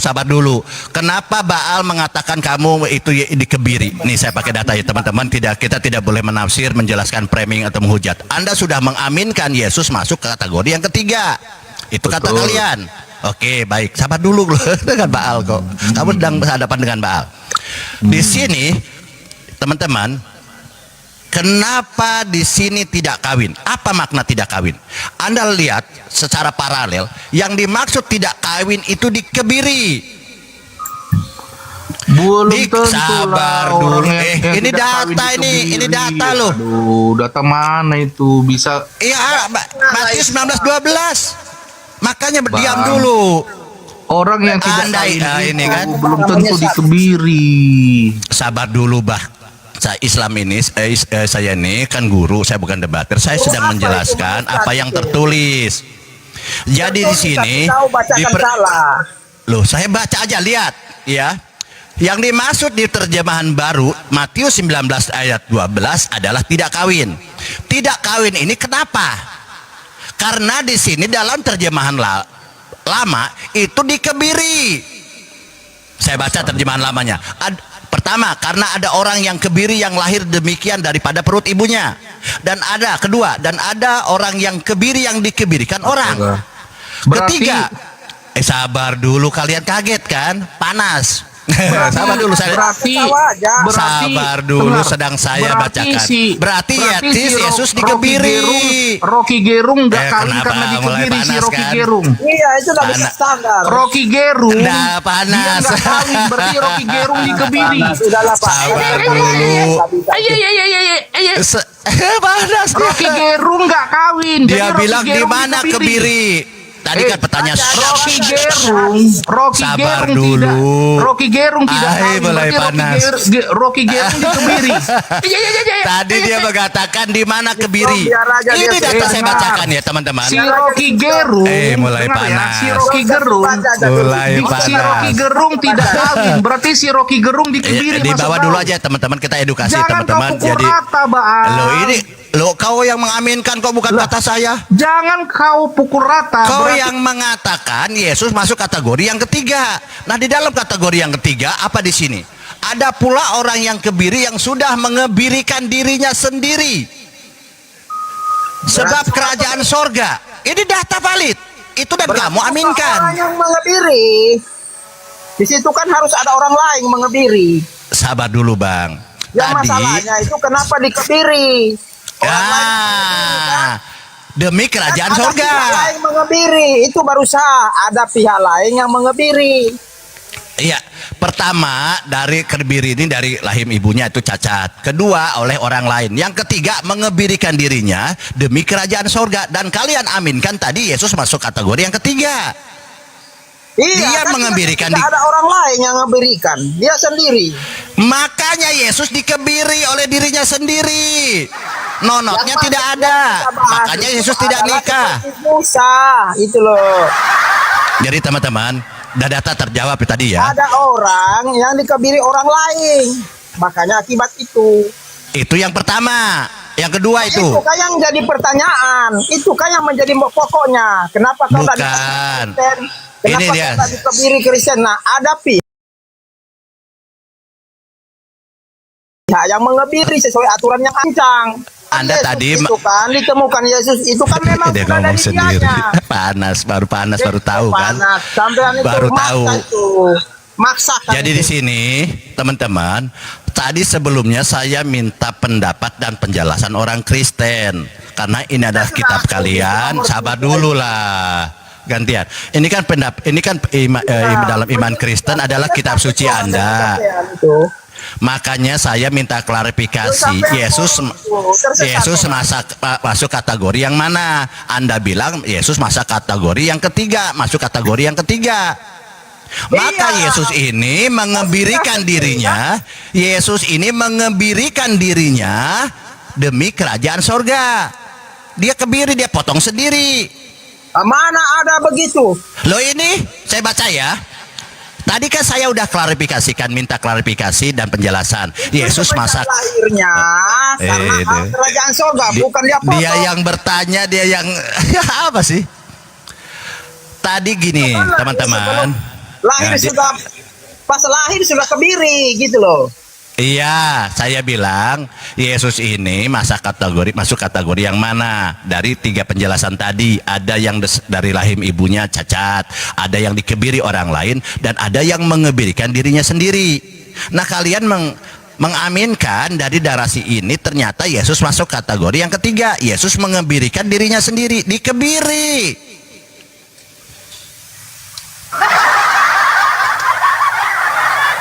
Jadi Yesus dikebiri kan?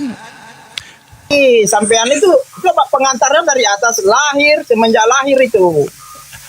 Saya baca ya. Jangan antar A, jawab di B. Saya baca dulu.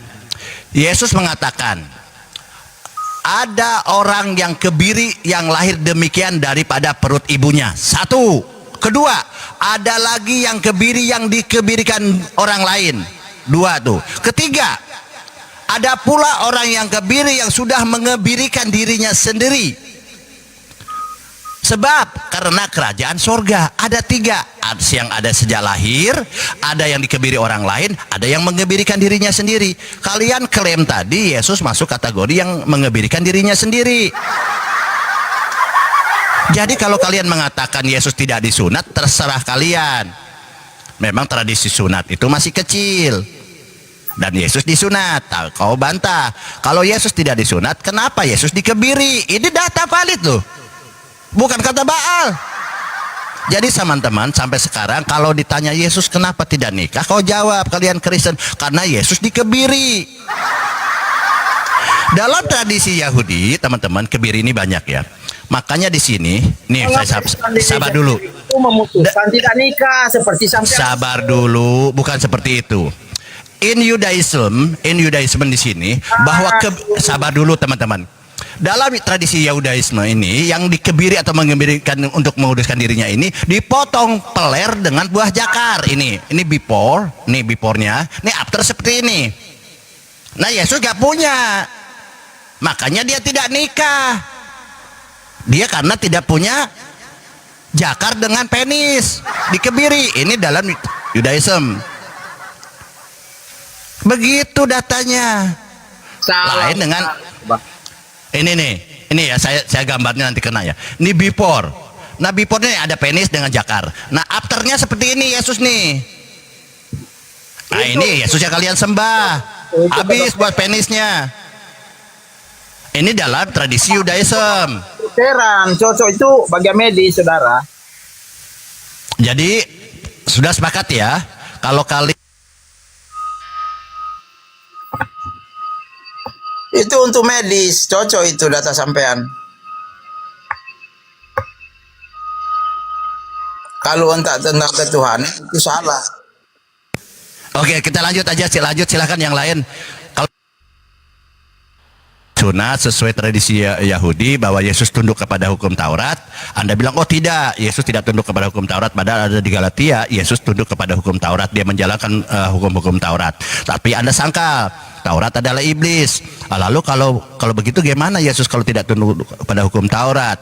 Karena hukum Taurat ini tunduk ini bukan hanya kepada Yesus, kepada orang tuanya. Makanya orang tuanya tunduk kepada hukum Taurat, makanya anaknya disunatkan pada hari ke-8. Kenapa saudara tidak mengakui bahwa Yesus itu adalah pelanjutan hukum Taurat? Alhamdulillah, betul, itu saya sepakat. Yang tidak sepakat tadi itu Marsion, saya sepakat. Kalau Yesus, kalau Anda sampai dia ada namanya, makanya dari Abraham sampai ke Yesus itu tetap Allahnya satu. Alhamdulillah, betul. Oke, kita lanjut sebentar ya. Kita ini hanya berargumen kepada teman-teman yang membantah Yesus tunduk kepada hukum Taurat, yang itu dia adalah disunat. Karena itu kan Yesus tidak tahu waktu itu masih kecil. Ya memang sunat ini pada usia 8 hari kalau di Yahudi sana. Kenapa pakai alasan lain? Kalau Anda menolak tentang Yesus disunat, berarti pilihannya adalah Yesus dikebiri, datanya seperti yang terlampir. Demikian untuk Marsio, terima kasih. Dikebiri itu orang lain, Bang.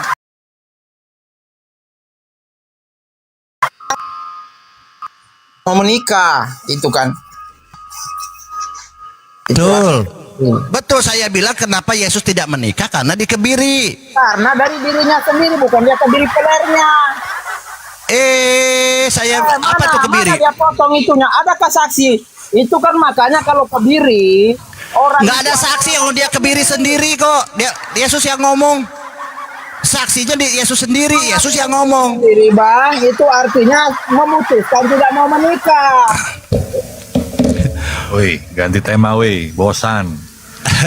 Dan saya mau tanya ini di mana di Muslim di perintah sunat, Muhammad mana suruh? Tadi sudah disampaikan sunat. Ini teman-teman ya, kita edukasi sedikit ya.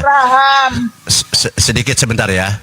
Kenapa kebiri itu terjadi teman-teman di sini? Saya baca sedikit. Kalian kebiri itu Muhammad, tapi kalian tidak mau ikut. Lihat. Ini saya baca ya teman-teman.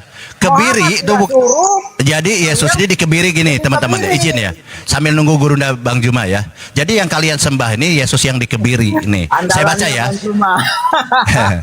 Jadi teman-teman, kebiri adalah sudah dihilangkan kelenjar testisnya pada hewan atau jantan. Ini Yesus ini kayak hewan yang dikebiri testisnya seperti itu.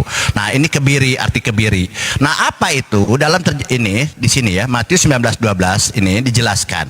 Kebiri. Nah, kita harus tahu teman-teman, kita tidak boleh menafsir ya. Di sini dalam original text-nya kasim, bukan rohani. Tidak kawin atau kebiri di sini dalam original text-nya, strong code-nya 2135 itu kasim. Kasim adalah orang yang dikebiri. Ini original text-nya nih, Anda baca ini. Bukan kata saya teman-teman. Ini bukan kata saya. Terlalu jauh, lama-lama jadi dokter kita ini. Makanya kalian kaget. Terlalu jauh itu sudah. Kaget kalian. Yesus tidak kawin, kenapa Yesus tidak kawin? mengenai kesehatan sudah itu. Kalian kaget ketika ditanya kenapa Yesus tidak kawin, padahal Yesus kau bilang adalah 100% manusia yang sehat, mental, fisik, rohani dan lain-lain. Karena Yesus orang sehat, karena demi kerajaan sorga barangnya bagus, makanya harus dikebiri. Ini saja, Bang. Ini original tag-nya Kasim ya teman-teman. Kasim tidak kawin, ini Kasim. Ada hubungannya siapa orang itu? Oke, lanjut berarti teman-teman. anjing itu sehat secara ini fisik jasmani juga anjing itu kawin. Masa Yesus dikawin? Masa Yesus disamakan dengan anjing? Jangan hujat lah. Salah itu, putar-putar. Oh, kurang ajar itu. Nggak boleh lah. Kita bicara tentang Yesus kok Sampai bicara anjing. Jawab di mana Muhammad menyuruh engkau? Oke, jelas ya. Mana? Iya, sudah dijelaskan Nabi Muhammad itu ada yang menceritakan sunat sejak lahir. Nabi Muhammad memerintahkan umatnya disunat.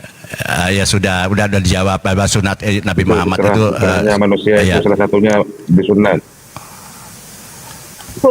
Jadi Yesus ini memang dikebiri teman-teman ya, mereka tidak bisa bantah, dipotong penisnya dan buah jakarnya. Lalu Jadi bagaimana ini logika? Jangan persoalkan sunat sama kami, saudara lo tidak ada perintah. Sabar dulu Bang. Lalu ada pertanyaan gini Bunda Rosi, Anda Bunda Rosi ya. Angkat sunat di kitab kami. Bunda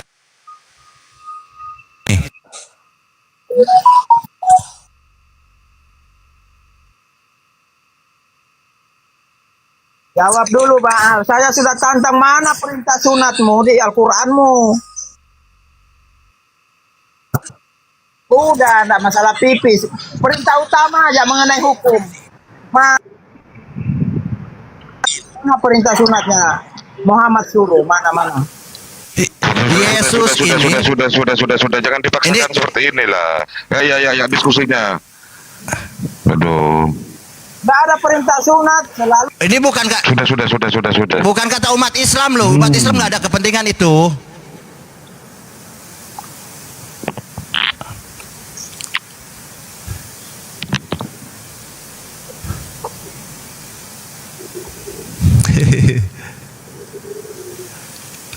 Sallallahu alaihi wasallam bersabda, fitrah manusia itu 5: bersunat, mencukur bulu itu, memotong kumis, memotong kuku, dan mencukur bulu ketiak. Jadi Nabi Muhammad menekankan ya, tidak dirinci bla bla, karena orang-orang Arab pada masa itu udah sunat mengikuti Nabi Ismail karena dia adalah anaknya Abraham, Nabi Ibrahim, milah pengajaran. Jadi mereka sudah ini, tapi Nabi Muhammad memperjelas bahwa fitrah manusia, kebersihan, kesucian manusia itu yaitu sunat, mencukur bulu kemaluan, memotong kumis, memotong kuku, dan mencukur bulu ketiak. Itu ya, yang lucunya itu Yesus sunat, yang kau Tuhankan sunat, kalian berkulup kawan. Mana perintah Yesus membatalkan hukum Torah sehingga kalian itu bebas berkulup, saudara. Kalau yang kita baca di Bible, ya Paulus kalian ikuti karena lagi orang-orang dan untuk orang yang berkulup. Itu ketika diadakan konsili Yerusalem ya, antara Petrus murid Yesus dan Paulus. Mereka sepakat bahwa Paulus adalah utusan bagi orang-orang berkulup di luar Bani Israel. Jadi fix kalian itu pengikut Paulus, kawan. Kalau Yesus nggak ada, kita baca di Bible dia membatalkan hukum Torah, nggak ada. Matius 5:17-20 sekian itu apa kata Yesus? Aku datang bukan untuk menadakan hukum Torah, tapi untuk menggenapi, mencukupi sebelum langit dan bumi runtuh, tidak satu titik dari hukum Taurat batal. Bayangkan kan belum kiamat ini, belum runtuh langit bumi ini kan. Jadi masih tetap berlaku. Tapi apa kata Paulus di Efesus? Dengan matinya Kristus maka dia membatalkan hukum Taurat dengan segala perintah dan ketentuannya. Nah ini Paulus ini lebih jago dari Tuhan. Dia membatalkan hukum Tuhan di Efesus tuh dengan mencatut nama Yesus. Makanya saudara-saudaraku Kristen itu sejatinya kalian itu ya sebagai seorang Kristen, kalian tuh pengikut Paulus. Segala sesuatu halal bagi Paulus. Ya. Hanya Paulus ini mencatut nama anak orang, mengatasnamakan, mengkambing hitamkan nama orang. Padahal itu ajarannya loh. Ketika saat disampaikan oleh Bang Zuma tadi ya, Gurunda, bahwa pengakuan Paulus dia bertemu dengan Yesus kan. Ya, itulah yang disebut Mesias palsu, Kristus palsu. Ya kan? Nah, kenapa diindikasikan itu palsu selain didukung oleh data-data? Pembuktiannya, ajaran Paulus dengan Yesus itu kontradiksi, bertentangan. Itulah dari buahnya lah ya, kita lihat dari pohonnya akan menghasilkan buahnya bagaimana. Jika lihat ini saudaraku ya, Kristen adalah buah dari pengajaran Paulus. Begitu saja ya hasil dari pengajaran. Makanya di Bible itu Yesus selalu berkata, waspadalah kepada ragi orang Farisi. Paulus ini orang Farisi. Iya. Silakan Kak Rosi barangkali mau masuk. Kenapa hukum Taurat itu oleh siapa? Wisdom tadi disebut dengan produknya iblis. Gimana Kak Rosi, silakan masuk.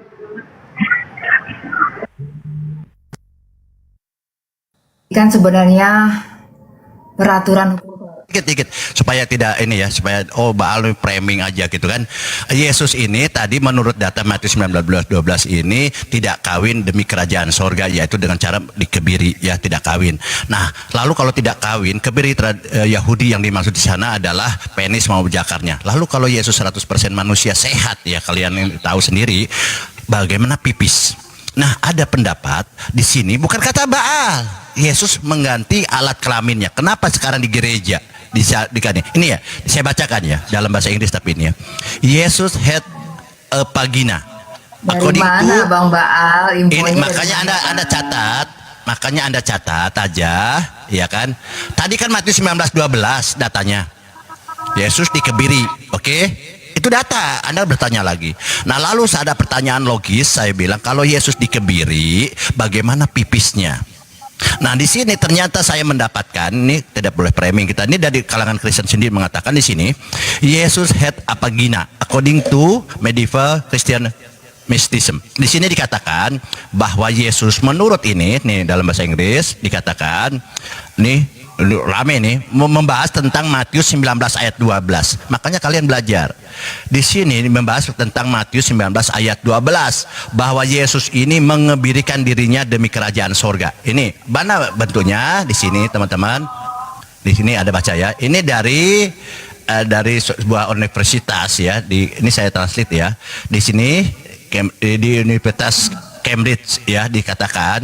Nah, di sini Yesus ini. Jadi Yesus ini dikebiri. Bahkan gambarnya Yesus ini vagina Yesus ini digambarkan seperti ini. Ini vagina Yesus. Jangan terlalu gitulah Bang, terlalu vulgar itu Abang. Oke ya teman-teman, itu aja mungkin teman-teman. Jadi Baal ini tidak, memang kaget teman-teman Kristen. Ini digambarkan tentang vagina Yesus ini. Nah, vagina Yesus ya teman-teman. Makanya teman-teman jangan kaget kalau di Bible ini ada Bible vagina, ada Bible penis, ada Bible pelangi. Ini mewakili dari ini. Demikian. Lanjut. Terima kasih. Kaget, memang kaget kan, kaget. Maaf ya teman-teman. Apanya Bang? Itu usaha manusia. Jadi teman-teman, Yesus dikebiri. Kalau kalian menolak Yesus disunat, berarti Yesus dikebiri. Terima kasih. Itu bukan data asli, hanya usaha manusia memahami tentang Yesus. Karena Yesus tidak nikah dan dikebiri semenjak awal lahir, makanya pendapat-pendapat manusia itu. Kasih aku di ruangan ini, jangan kau naikkan aku, kos. Sabar Bu Deni. Siapa turun naikkan aku, diturun-turunkan aku dua kali. Jangan galak-galak lah. Bu Resi yang Rosi. Makanya kau ini host. Bertanggung jawab kami, misalkan hari ini jangan sebut kata-kata yang biasa Anda sebutkan itu. Jadi siapa yang turunkan aku? Siapa yang turunkan aku dua kali? Kalau kita sudah ngomong kencangnya turunkan sudah.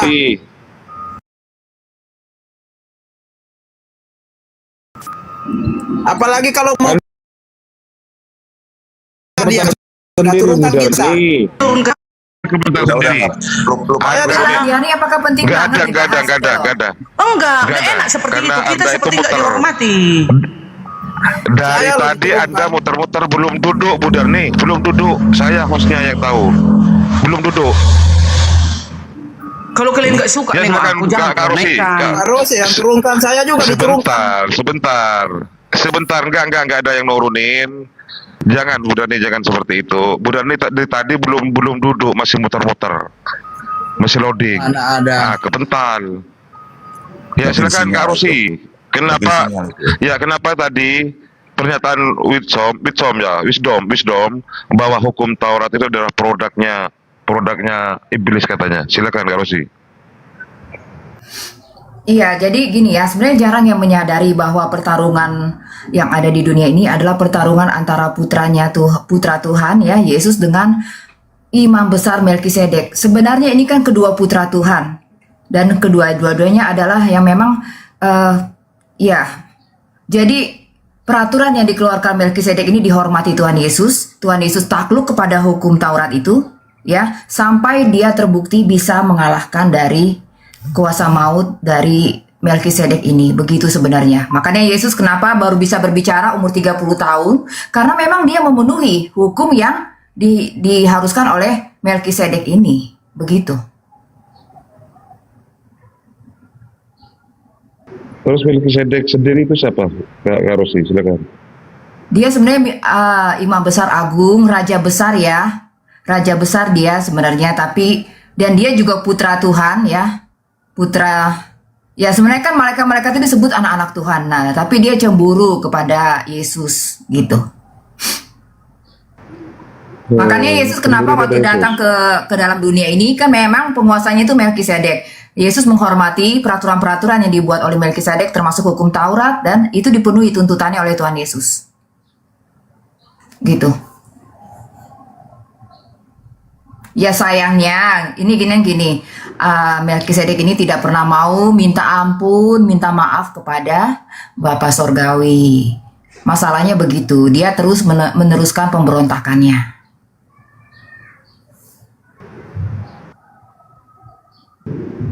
Silakan, siapa yang mau membantah ini? Bu Darni, silakan Darni.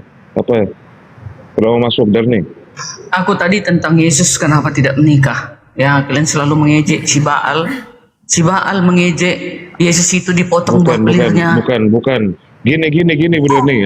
Tadi ada komentar bahwa Yesus itu tidak mematuhi hukum Taurat katanya kan. Ya makanya artinya siapa bilang tidak mematuhi hukum Taurat? Siapa bilang Yesus tak mematuhi? Yesus menyempurnakan contoh apa yang disempurnakan ya. Orang-orang Yahudi kan pada saat itu munafik. Contoh, jatuh domba ke jurang pada hari Sabat. Ya sudah gini aja, boleh katanya diambil. Darni gini aja. Memang tidak boleh Diarni kalau menurut peraturannya. Iya, kan Yesus Tuhan.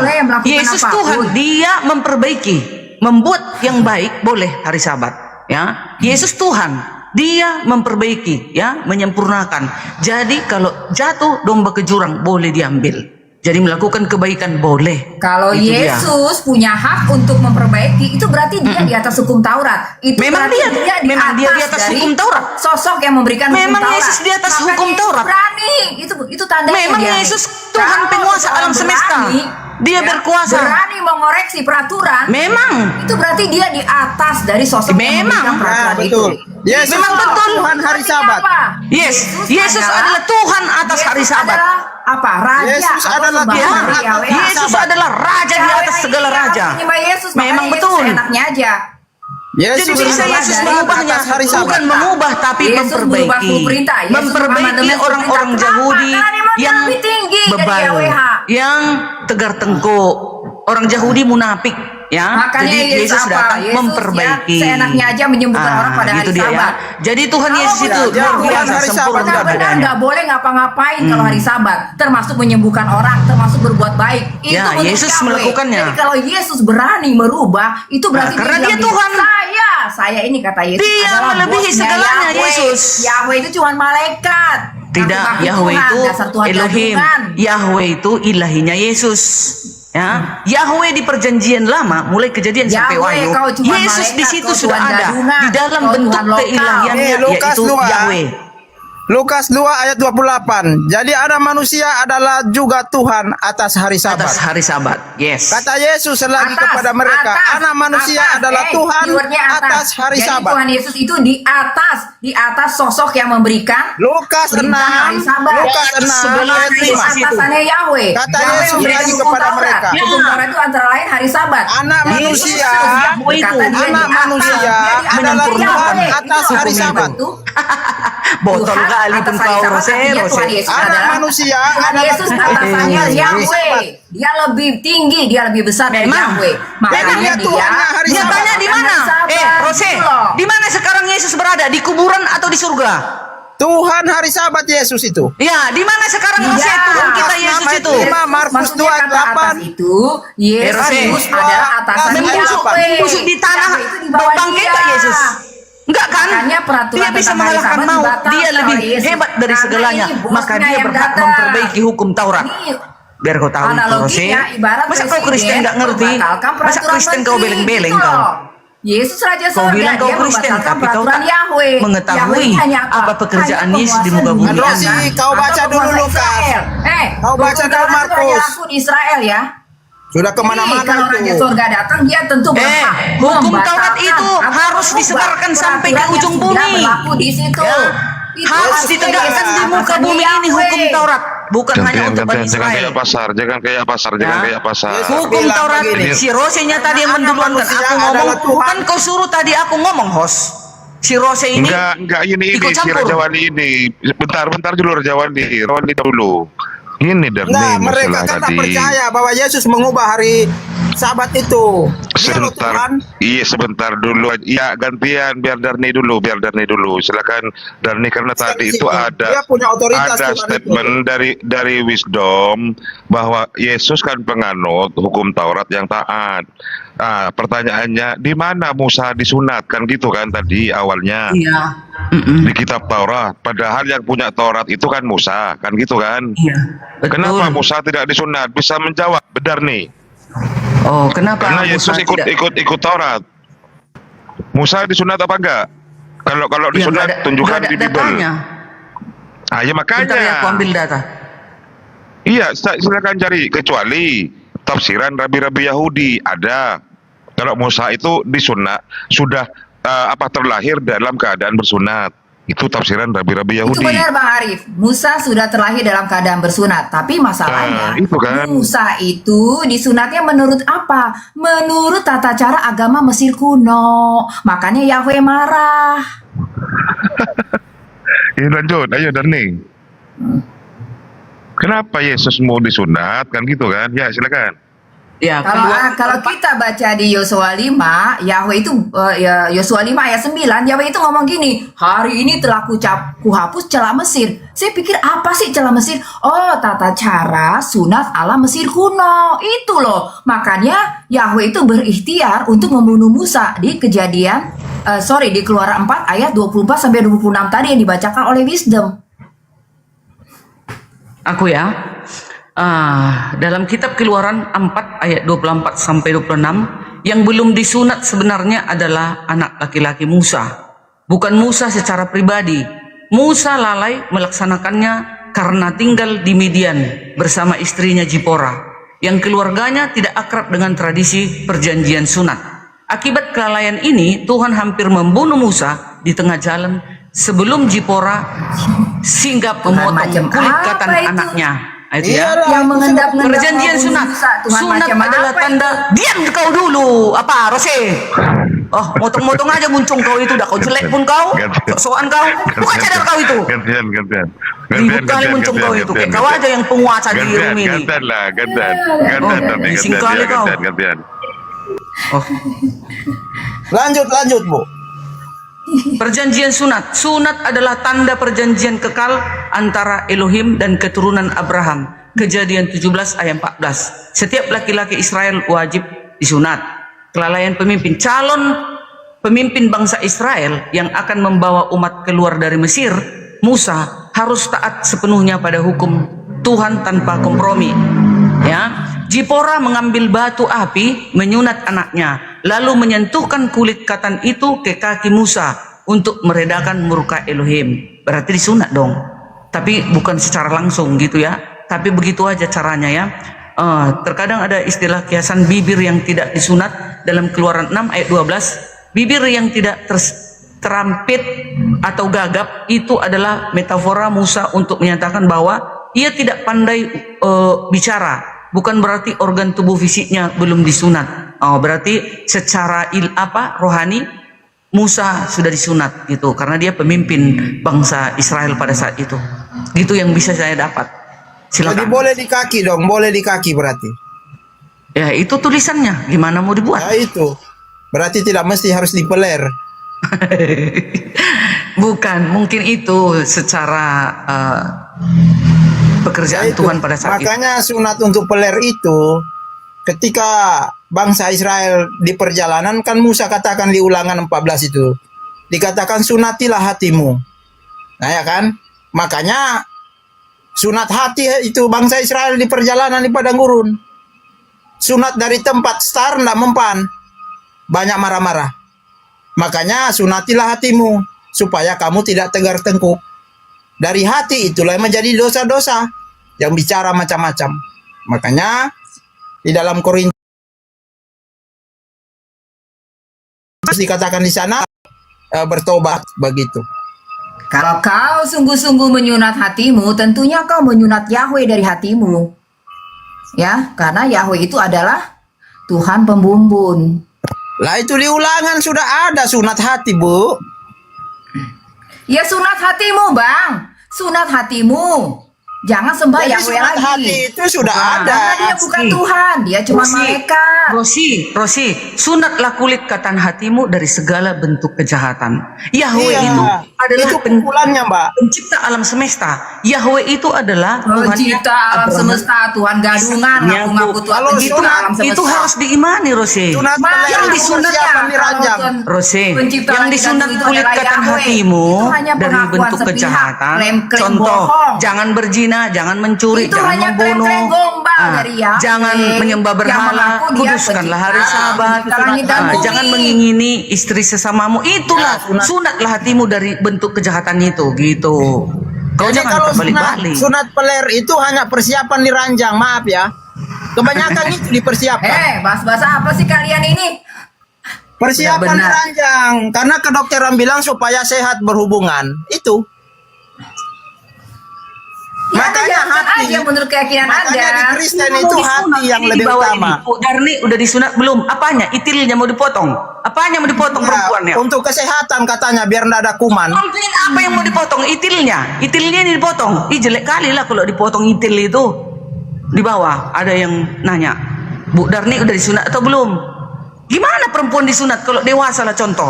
Akulah masuklah Muslim. Masuklah Islam aku Raja Wali. Raja Wali. Diarni ini kenapa ya? Kalau Raja Wali, bicara tunggu dulu masalah-masalah Raja Wali. itu, Contoh Diarni Bu ini suka Darni. sekali ya. Rose, contoh Ya, Bu Darni. kenapa? Udah tua aku ini. Suka Udah sekali Anda 40. bicara Kan hal udah aku ini. berjembut.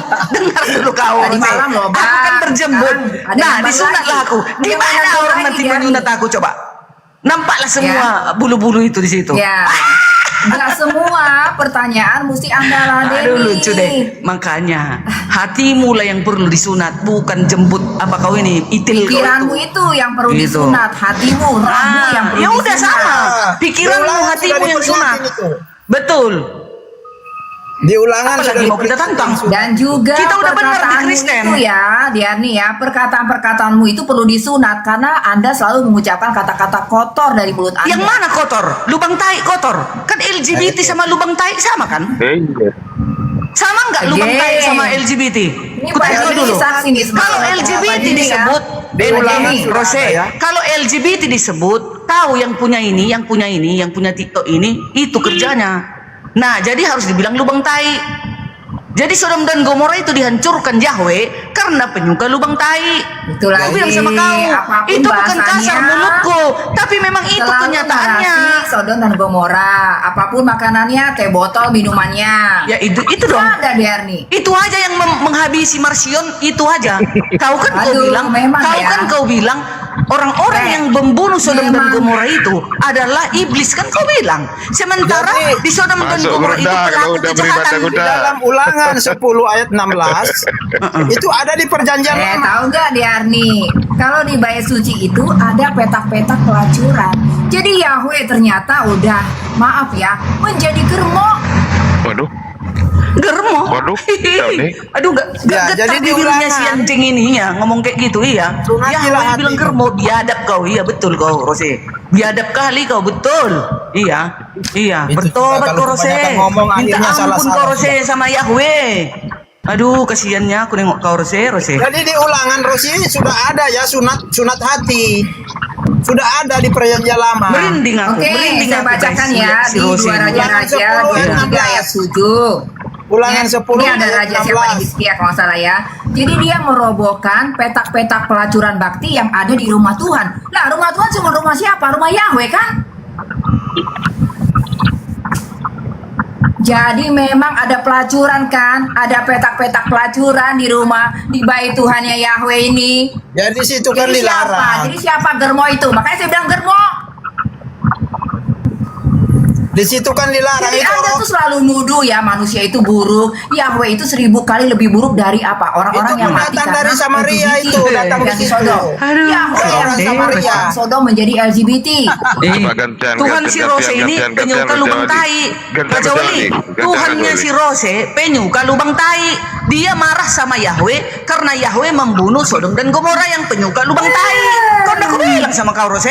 Anda Tuhan si menyembah Rose, Tuhan yang punya teman-teman, masalah 1400 dengan penonton, moral. 140. Anda menyembah Tuhan yang punya Satu masalah kali ya dengan penontonnya si Bang dengan akal Host. sehat. Ya Sudah Tuhan si Pak Rose Rosi, ini Pak Rosi, guys, sunat dia hati itu ya. nggak suka melihat LGBT itu dihabisi ya, yang di Sodom dan Gomora. Ya, pakai Tuhan si ham. Rose itu menyayangkan bahwasanya tidak boleh dibunuh orang-orang Sodom dan Gomora, kata si Rose. Ya, yang membunuh Sodom dan Gomora adalah iblis katanya. Yang membuat Padahal penduduk Sodom pelaku Sodom dan menjadi- Gomora yang menjadi ada di orang-orang kota LGBT itu adalah Yahweh. semua Tapi umat-umat Yahweh juga iblis. yang memusnahkan Wajib mereka. lah. Yahweh menghabisi Sodom dan Ya, Gomora. Tolongnya si Rose Yahweh ini, juga yang memberi. dia ini harus banyak-banyak Nah, bertobat, itu begitu. berdoa. Watak Yahweh Masa itu watak penyuka apa? lubang tai Dualisme. mau Watak dimaafkan? Yahweh. Ayo.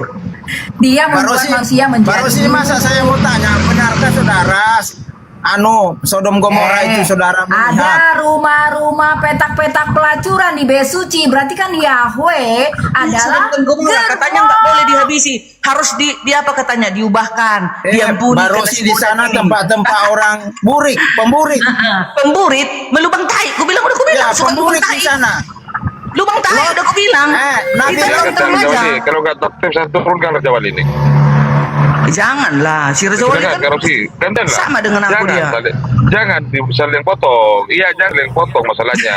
Kasihan Bu Darni kan, kalau dipotong ketimpa kan suaranya. Ayo silakan Kak Rosi dulu. Gurunda kalau sudah selesai beribadah, masuk Gurunda. Ayo silakan Kak Rosi. Bang Suma ditunggu.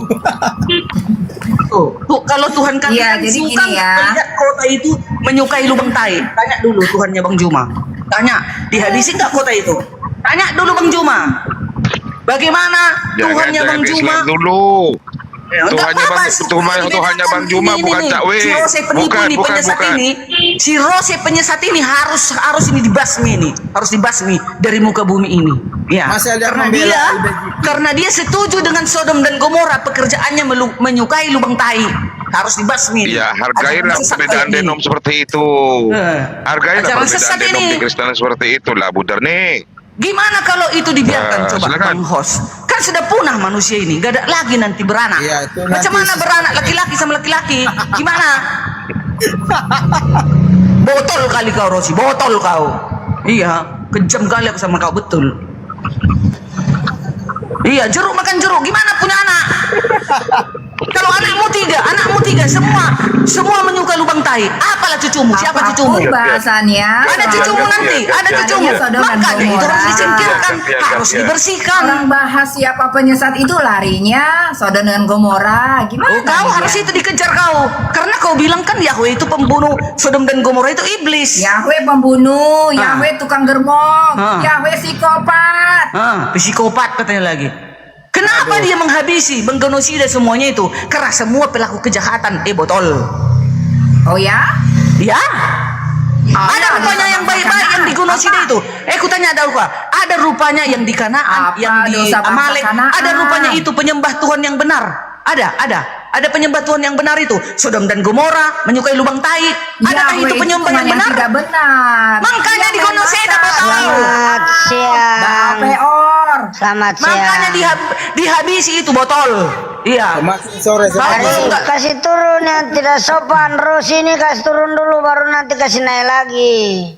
Cuma kau ini setiap diskusi kau tendang saya terus. Kau ini pengecut kau. Saya turunkan kalau suaranya seperti itu. Suaranya diubah dulu. Suaranya diubah. Saya turunkan nanti kalau diturunkan suaranya. Jangan kasih efek seperti itu.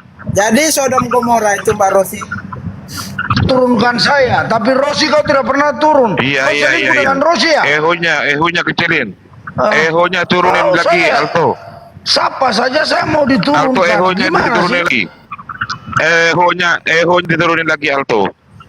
Ketelinga bising. Nah, jadi Lot itu, Nabi Lot itu sama anaknya. Sudah Sodom itu.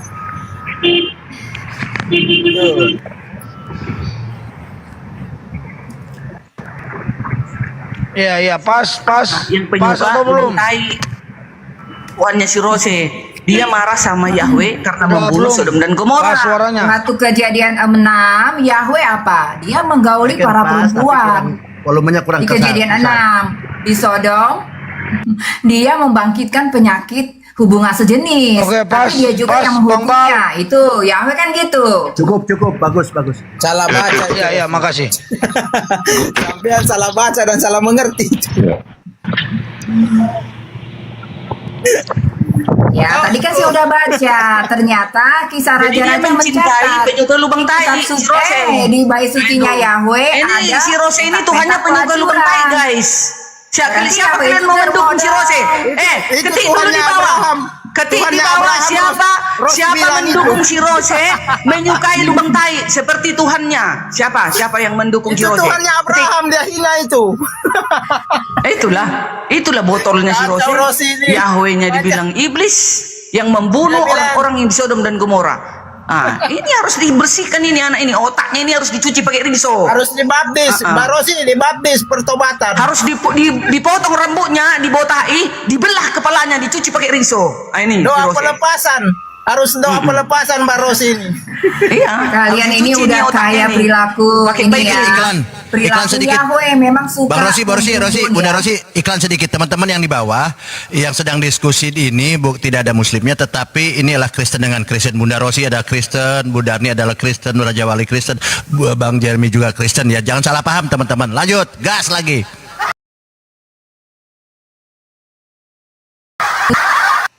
Ada Kristen yang beleng rambutnya dibotai lalu dibelah kepalanya, baru dicuci pakai baiklin otaknya itu. Karena dia mengatakan Tuhannya Abraham, Ishak dan Yakub yaitu Yahweh itu adalah iblis karena membunuh orang-orang Sodom dan Gomora, pecinta lubang tai.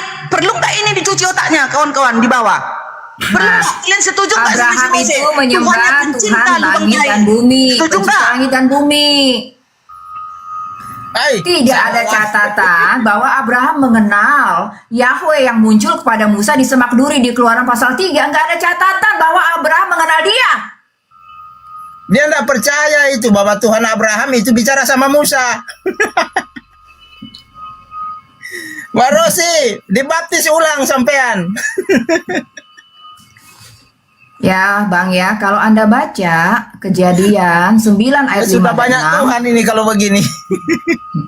Ini setelah air bah ya, Tuhan berkata begini kepada Nuh, siapa menumpahkan darah manusia, darahnya akan ditumpahkan. Karena manusia itu diciptakan menurut gambar Tuhan. Narasi Mbak Rosi ini. Ya, jadi Tuhan memberi larangan untuk membunuh manusia. Lalu bagaimana sekonyong-konyong Yahweh ini menemui Musa membawa tugas atau misi genosid kepada 7 bangsa Kanaan. Ayat Kejadian 9 ayat 5 dan 6 perintah Tuhan ini dikemanakan? Iya, karena mereka itu sampai ke Heskiel. Itu perintah yang kalau perintah itu sampai ke Heskiel. Karena orang Kanaan, orang-orang Israel itu orang keras Itu kepala. artinya Yahweh adalah salah satu dewa saja di antara banyak Aduh. dewa. Itu Masa artinya teman-teman itu Yahweh dibilang adalah ketemuin dewa Musa bangsa itu bisa maduri Israel. pembunuh Gitu. Sodom. Yahweh itu Aduh, hanya Pak. dewa bangsa Israel, Bang. Bahkan ya di bilangan 23 ayat 22 dikatakan apa? Yang membawa bangsa Israel keluar dari itu Mesir Allah Abraham, Ishak, adalah Yakub. Itu yang bicara sama Azazel. Musa. Itu sudah yang bicara sama Musa di Samaduri. Allah Abraham, Isa dan Yakob. Itu yang menurunkan Taurat. Iya, Yakub Yang itu bilang itu sorry. yang pembunuh. Musa Bagaimana? itu ditipu oleh Yahweh. Musa Aduh. itu ditipu oleh Yahweh. Kacau ini. Ya, jadi gini ya, kalau teman-teman tidak jujur bahwa di dalam perjanjian lama itu ada dua Tuhan. Satu Tuhan yang benar, satu Tuhan gadungan. Oke. Itulah inti perjanjian lama. Tuhan gadungan yang menyintai. Tuhan membentai. gadungan, Ah. rumusannya udah dikasih sama Tuhan Tuhan gadungan Yesus. yang Membunuh suka orang membunuh. Islam, Biar tahu pembunuh kau. manusia Ah. sejak semula. Tuhan Rumus, gadungan ini itu rumus. yang Yohanes membiarkan 8 ayat Sodom dan 44 Gomora adalah rumus dari Tuhan menyintai, Yesus menyukai, untuk lubang tai. menentukan Biar kau apakah tahu itu. Tuhan itu iblis Itu udah Tuhan atau gadungan. memang Tuhanmu. Tuhan yang benar. Tuhanmu lah Tuhan gadungan. Mencintai lubang Makanya tai. dia murtad. Biar tahu kau. Makanya dia murtad. Dengar, Bang Raja Wali, nih ya, hukuman atas dosa moral praktik keagamaan bangsa Kanaan mencakup hal-hal keji seperti pelacuran bakti di kuil, perzinahan, dan yang paling disorot adalah Itu juga pengorbanan yang dilakukan anak-anak oleh Yahweh. dan dibakar Yahweh hidup-hidup. kan main mata dengan Diam dewa-dewa kau dulu Kanaan. muncung kau itu kalau kau Yahweh botol. ini dewa Ya, sebenarnya hidup-hidup ya. bagi dewa Sebenarnya seperti Yahweh Baal ini dan adalah Molek. dewa bangsa Kanaan Imamat juga. 18 ayat 21, Ulangan 12 ayat 31. Ya, dalam Kejadian Ya, Pak 15 Melna, ayat selamat 16, siang, Pak. Ajar Elohim ini, sempat menunda hukuman Ini ini yang garis selama keras ini. ratusan tahun karena kedurjanaan orang Amori itu belum genap. Ketika batas kesabaran itu habis, Elohim memakai Israel sebagai alat Selamat siang, keadilannya. Pak Melna. Selamat siang, Bang Elnap. Ya, Bang Sampai. Selamat siang. Gantian.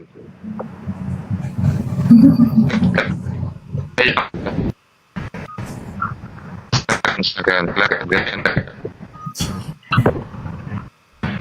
Dan anak-anak Oten Yahweh ya gabung nggak nanti jam 1.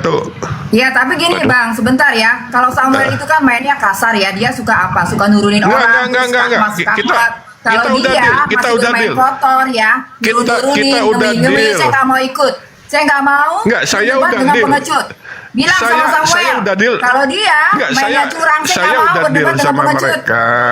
Enggak. Saya udah deal sama mereka. Lu jual, gua beli. Gua nggak main-main. Lu panggil backing. Harusnya kalau Samuel berani di roomnya yang netral, kayak roomnya Bang Arif atau roomnya siapa gitu kan, Bang Zulkifli. Kalau di roomnya dia, Bang, kita itu cuma dijadikan korban. Nggak ada. Naik lagi. Samuel itu kan begitu, kelakuannya kayak Yahweh. Kenapa lagi Samuel Rosi? Kelakuannya sih maaf ya, kelakuannya Samuel kayak Yahweh, Bang.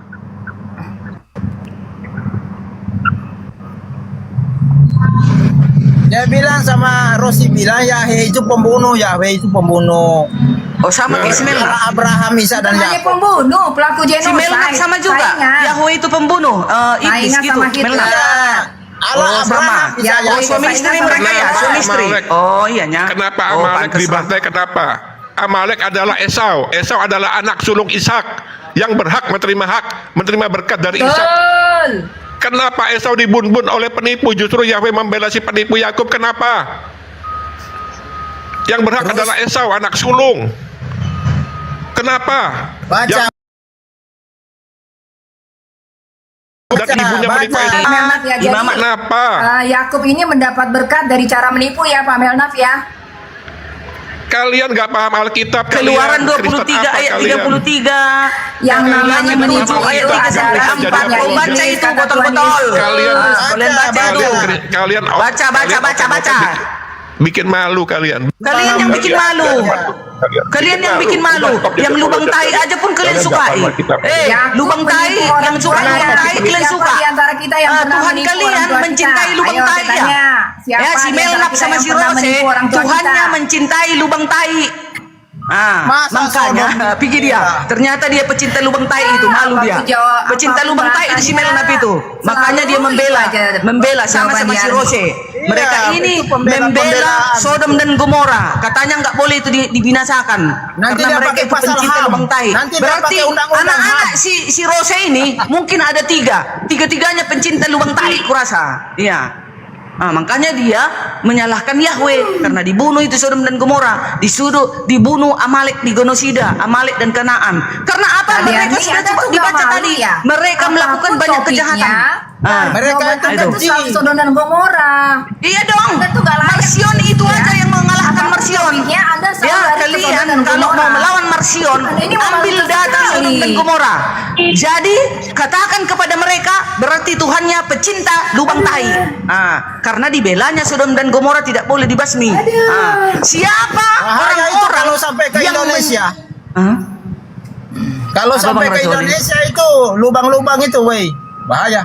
HIP sempat semua manusia sudah seperti itu, maka Tuhan akan murka, akan dibinasakan bumi ini. Biar tahu kau Rose bodak. Makanya botol. Memang semangat yang sampai sekarang masih banyak. Semangat membinasakan. Kau tahu itu, kau masukkan, suruhlah dimasukkan suamimu ke lubang tai kau itu. Kalau enggak penyakitan kau. Biar tahu kau suami kau itu pun HIP. Biar kau tahu itu. Suami kau itu HIP, suruhlah dimasukkan ke lubang tai kau itu, suruh lagi suami kau nanti keluar masuk ke lubang tai. Kalau nggak HIP biar kau tahu penyakit, maka Tuhan melarang. Nggak ada disuruh seperti itu. Mulai diciptakan manusia ini disuruh beranak cucu, penuhilah bumi ini, bukan disuruh masuk ke lubang tai, bodoh. Ya itu yang bikin kurang Tuhan, makanya dihabisi. Iya. Jijik Tuhan itu melihat. Makanya pemburik itu tidak ada tempat dalam kerajaan surga. Ada ayatnya 1 Korintus 6 ayat 9 sampai 10. Tidak ada tempatnya pemburik di kerajaan surga. Yahweh itu germo. Makanya dibinasakan. Yahweh itu germo. Botol kau. Germo latai kau itu. Mama kau yang germo babi. Itu makanya di dalam apa itu Korintus ya dikatakan di sana pemburik itu tidak ada tempat di surga. Gak ada. 1 Korintus 6 ayat 9 sampai 10. Pakai data. Oke. Itu gimana itu di bilangan 31 ayat 15 katanya Yahweh itu minta jatah perawan. Diapain perawan itu? Ternyata. Makanya saya nggak heran kalau ada petak-petak pelacuran di bait suci. Ternyata memang ide germo itu idenya Yahweh. Itulah buta mata kau itu Rose. Dia baca kitab tersesat. Sodom ya? Iya, kaum Sodom ini. Iya, kaum Sodom ini si Rose. Iya. Ini yang bikin orang penyakit LGBT. Ini kaum Sodom ini pencinta Sodom ini. Ini si Rose, si bodat ini, pecinta Sodom ini. Gomora sudah hancur, tapi rohnya masih ada. Masih ada. Ini bibitnya ini bibitnya ini. Si cadar-cadar ini, si binatang ini. Ini bibitnya nih. Si biadab ini. Entah pun anak-anaknya ini ada 3, laki-laki semua. Entah dibiarkannya pecinta lubang tai. Ini dia nih. Keras aku Rose. Bagi yang kayak gini keras aku, ya. Gak ada ampun kau ini. Kayak Tuhan Anda memang begitu, betul. Tuhan Anda itu kan langsung bumbun. Penyesat harus dibinasakan. Biar tahu kau. Budarni. Masih ada juga sekarang di luar negeri. Pembinasa keji yang utama adalah Yahweh. Dia yang harus dilemparkan ke lautan api dan belerang. Sebentar, tadi yang bilang siapa ya Esau itu anak sulung siapa? Itu nggak ada caci. Si Menap udah turun dia. Itu juga Marsion. Pecinta lubang tai juga itu si Menap. Enggak, tadi yang lubang tai ini pecinta lubang tai. Siapa suaminya? Ya, Marsion pecinta lubang tai karena mereka membela Sodom dan Gomora. Itu. Enggak lah. Mana pribadi itu kan mereka membela Sodom dan Gomora. Terus ini kan menghujat Tuhan. Wajar aja kalau Bunda siapa yang bilang dia Tuhan? Yesus bilang dia cuma tokoh semak duri. Itu Isa Yakob ketemu Musa di sana. Stefanus bilang, Martin itu bilang, itu Yahweh cuma malaikat. Kalian sembah sebagai Tuhan. Kalian kualat ya orang Kristen politeis. Gini,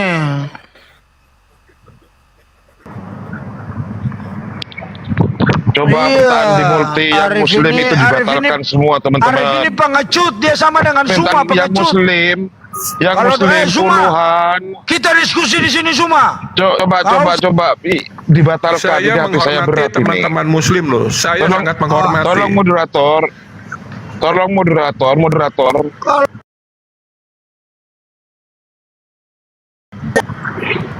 Abraham Yakob bilang pembunuh.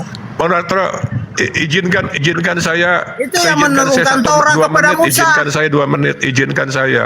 Melnap lawan Raja Wali, Hosea Taurat lawan berkata jangan Yani. membun-bun, tetapi apa kata Yahweh?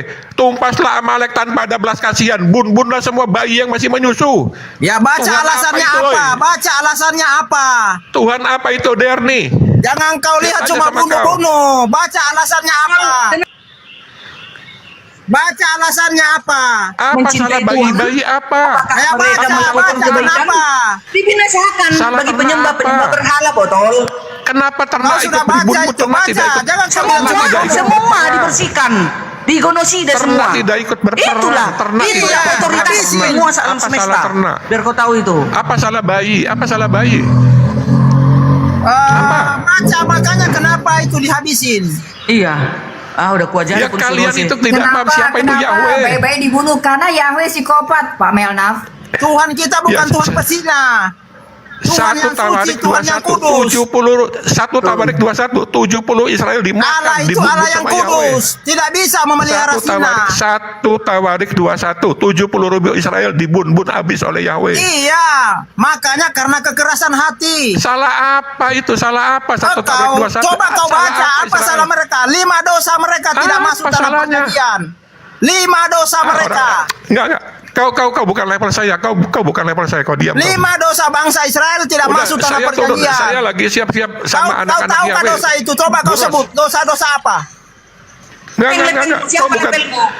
Udah, kau Apa? cukup Coba dengan kau sebut Budarni. 5 dosa bangsa Lubang tai Israel kau. tidak masuk. Kau nggak level sama kami. Penyuka lubang tai nggak level sama kami. Kau cukup Kau sama Bu penyuka Mede lubang aja. tai kau kan? Bu Mede. Kau kan penyuka lubang tai kan? Berapa Melnaf dosa? penyuka lubang tai enggak? Kau penyuka Ajar, lubang tai enggak tanpa Melnaf? Tanpa ada belas kasihan Bu Mede. Kau tanpa penyuka ada lubang belas tai kasihan. enggak kau Ajar. Melnaf? Ini. Kau penyuka lubang tai kan? Kasihan. Maka Sodom dan Gomora Dengan kalian gangguan bela. Yahweh, ODGJ, orang menyebut gangguan Yahweh. Botol. Kalian duanya ODGJ. Terima kasih. Masa penyuka lubang tai kalian? Terima kasih host. Terima kasih host. Saya permisi Makanya ya. dibunuh. Mereka membuat lembu dari emas di atas pimpinan Harun.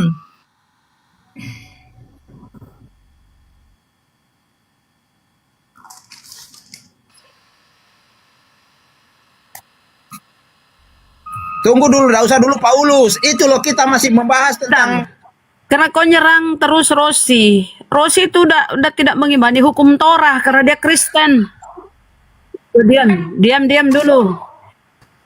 Enggak, gini. Rosi tidak mengimani lagi perjanjian lama Tuhan di situ. Kalian kan Kristen, kawan. Kristen ya, tapi itu salah dia. Kristen itu tidak berlaku lagi hukum Torah. Kata Mana Paulus, ada? tidak seorang pun. Nih, saya bacakan kata Paulus ya. Tidak seorang pun dibenarkan karena melakukan hukum Torah. Jadi kalian itu sejatinya Kristen itu ya Paulus lah kalian ikuti. Jangan lagi terikat dengan hukum Torah. Jangan kau ke Paulus dulu, itu nanti dulu. Saya tahu yang narasi sampean. Ya gimana sih? Kau kan Kristen, kau ikuti hukum Torah kah? Kau ke sinagog kah? Iya makanya Ke sinagog. di sana kan di apa namanya diaudit, dicek mana yang Kau ke sinagog atau kau mengikuti Paulus? Kau mengikuti Paulus apa enggak sih? Paulus itu tidak kamu tahu mengizinkan. nggak apa-apa yang digenapi Yesus di hukum Taurat? Nah, berarti kau itu gimana? Kau tidak mengikuti Paulus? Pilih dong salah satu. Hukum Taurat. Aku datang menggenapinya. Apa-apa yang dihukum Taurat digenapi? Kalau kau taat kepada Paulus, dengar dulu. Kalau kau taat kepada Paulus, jangan ngomong gitu. Kalau kau taat kepada Paulus, kau tidak lagi mengikuti hukum Torah. Yesus bilang, aku datang menggenapinya. Apa-apa yang digenapi Yesus? Berarti kau ingkari Paulus. Kau ingkari Paulus. Tidak ada saya bilang ingkari Paulus. Tapi apa-apa yang digenapi Yesus? Paulus melarang kau mengikuti hukum Torah. Sia-sialah kalian mengikuti Kita kan Yesus. dibilang tidak kalau percaya hukum masih Taurat. mengikuti Nah, hukum apa-apa yang digenapi Yesus? Berarti kau mengikuti Paulus atau Yesus? Kami masih percaya hukum Taurat, tapi ada hal yang memang sudah tidak lakukan, ada hal yang harus dilakukan. Makanya kata Paulus tidak memilih ya, tidak seorang pun dibenarkan karena melakukan hukum Torah, melainkan iman. Tidak bisa kalian mengikuti hukum Torah.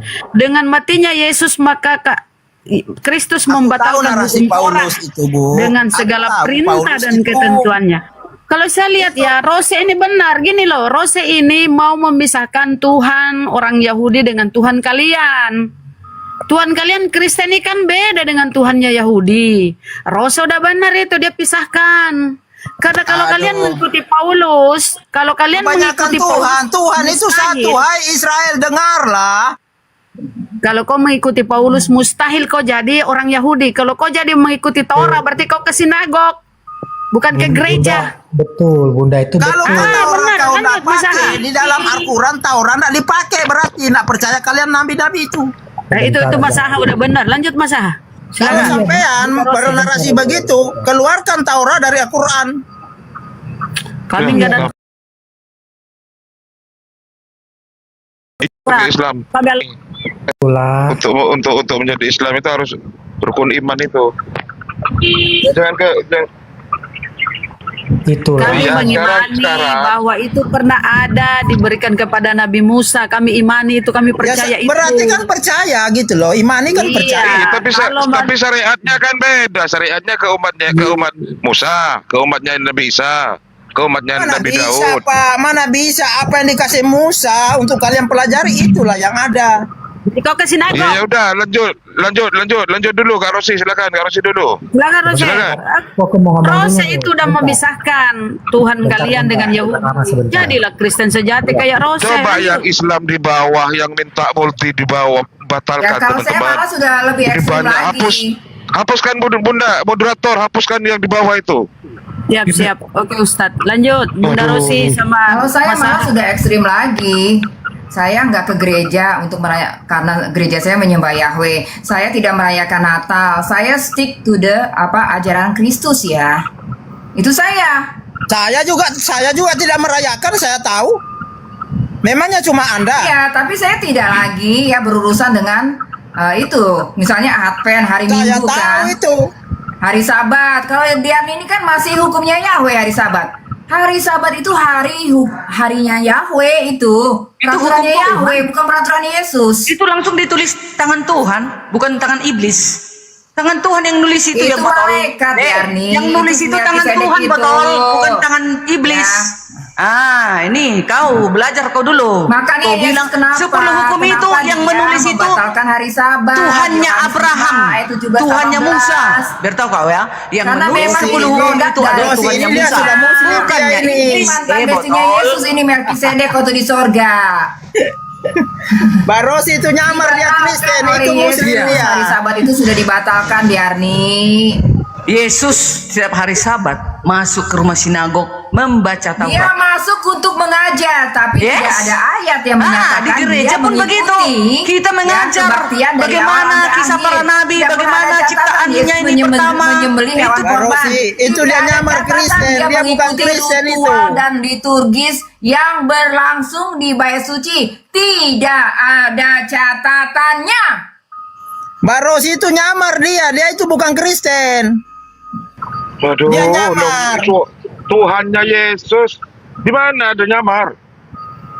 Muka Rosi setiap malam ada di sini. Orang bait suci itu dihancurkan oleh Yesus. Tahun 70 Yesus bilang tidak ada satu batu pun yang dibiarkan terletak di atas batu yang lain. Semuanya akan dihancurkan karena itu bait sucinya Yahweh, makanya dihancurkan Yesus. Apa kau mengerti arti itu? Ngerti artinya itu? Praktek persembahan hewan korban yang terjadi artinya 3 hari itu ngerti di bait sucinya apa 3 Yahweh. hari itu apa 3 hari gitu. Nah kan nggak ngerti bukan Kristen kenapa, ini Bang? udah Imam ini telah melakukan ini dia bukan Kristen dia mereka memonopoli memberi ternak dari para peternak dengan harga yang murah lalu dijual kepada rakyat kepada umat dengan harga mahal. Makanya Yesus obrak-abrik tuh waktu dibilang dia mengusir semua meja-meja penukar uang, terus orang-orang pedagang merpati dan pedagang lembu. Kenapa? Karena Yesus tahu para imam ini apa? Korupsi, melakukan monopoli harga atas ternak-ternak yang dijual. Gitu loh. Tahu itu tahu. Terus apa artinya rohaninya? Kenapa dibongkar? Sebentar. Iya, itu maksudnya apa? Ajaran tentang persembahan, ajaran tentang bait suci itu bukan dari Yesus, itu dari Yahweh. Aduh, so salah bahasa Rosi ini. Ajaran tentang bait suci, ajaran tentang persembahan, tentang hari Sabat itu adalah ajaran Yahweh dan Tuhan Yesus menghancurkan semuanya. Ajarannya betul, dia hancurkan oknumnya. Yesus membatalkan hari Sabat, Bang, di Yohanes 5 ayat 17-18. Dia menggenapi. Makanya Yesus seenaknya aja mengubah peraturan digenapi, tidak ada Kenapa satu dia seenaknya titik. dia bosnya? Digenapi, Pak. Berhak dong presiden mengubah peraturan menteri. Tidak ada Yesus di kan situ Raja Sorga, dia berhak mengubah peraturan dari Yahweh. Makanya Salah. dirubah sama Tuhan Yesus. Ini host ini Mbak Rosi ini Kristen atau apa ini? Kristen, Bang. Saya akan telanjangi siapa Yahweh. Tadi udah ketahuan kan, dia germo. Silakan mau hancur-hancurin, nggak bisa. Diam dulu bentar. Biar gua hadapin Rosi ya. Kenapa Yesus itu berdoa kepada YHWH di Taman Getsemani, Rosi? Siapa yang bilang itu berdoa kepada YHWH? Apakah dari mulut Yesus keluar nama YHWH? Tidak, Bapak. Dia berdoa kepada Bapaknya, yaitu Bapa yang berdiam dalam terang yang tidak terhampiri. Oh, itu bukan YHWH, bukan? Bukan. Oh, bukan. Ya. 1 Timotius 6 ayat 16, Bapak itu berdiam dalam terang yang tidak terhampiri. Kalau Yahweh nongkrongnya di semak duri. Ulangan 33 ayat 16. Bukan nongkrong. Kau itu ngomongnya kayak tempat tinggalnya aja itu sama Musa yang bilang gitu, engkau yang berdiam di semak duri. Makanya baca dulu. Ros. Ini Bapak yang diam di dalam. Iya. Wah, selesai kita. Oh, itu Tuhannya Abraham, Ishak dan Yakub ya. Selesai kitab-kitab Muslim juga percaya itu. Sebentar. Jadi Abraham ini tidak menyembah Tapi Yahweh. masalahnya kan gini, ada iblis yang menipu si Musa ini. Astaga. Loh, memang benar kok. Makanya kenapa saya bilang Musa itu juga malaikat. Musa pikir dia bertemu dengan Tuhan. Dia pikir api itu Tuhan. Tetapi kalau kalian teliti, sebenarnya yang namanya muncul dalam penampakan api itu rata-rata malaikat. Karena malaikat terbuat dari api. Ibrani 1 ayat 7. Kalau Tuhan itu cahaya, bukan api. Nah, terus Allah Abraham dan Yakub itu. Kalian sembah malaikat. Malaikat itu dikatakan terbuat dari api. Kan yang muncul kepada Musa api yang membakar semak duri. Jadi dengar ya narasi Rosi ini. Kita tahu itu bukan Tuhan. Narasi Rosi ini dari Abraham. Waktu Bapak penyembah iblis turun dari langit yang berkata, inilah anak yang kukasihi, kepadanya laku berkenan, dengarkanlah dia. Apa? Itu kan awan terang, cahaya terang. Lalu suara turun dari langit. Itu cahaya. Nggak bisa ngartikan begitu. Malaikat, Bang. Kalau pemunculan itu sebagai api, itu adalah malaikat. Udah. Ayatnya ada, Ibrani 1 ayat 7. Mazmur 148 ayat 8. Baca, jangan kau campur-campur gado-gado. Setiap ayat itu memiliki konteks. Jangan kau ambil comot sana comot sini. Bilang aja Anda nggak bisa membangun sistematika teologi PL dan PB. Kalau orang bicara kemarin dengan bicara hari ini beda keperluannya kau itu. Asal kau comot itu tersesat. Rosi tersesat. Saudara sudah tersesat. Anda sudah disesatkan bapak-bapak gereja. Mana bapak-bapak gereja itu? Abraham. Dari Abraham masa bapak gereja, kau itu salah betul. Loh, saya diajarin di gereja saya, Bang, Yahweh itu Tuhan, dan saya menolaknya. Makanya saya keluar dari gereja. Makanya aku bilang kamu bukan Kristen. Saya pengikut Yesus, tapi saya bukan penyembah Yahweh. Sudah aku bilang dia, makanya ini parah ini. Allah Abraham, Ishak dan Yakub dia bilang penyembah setan.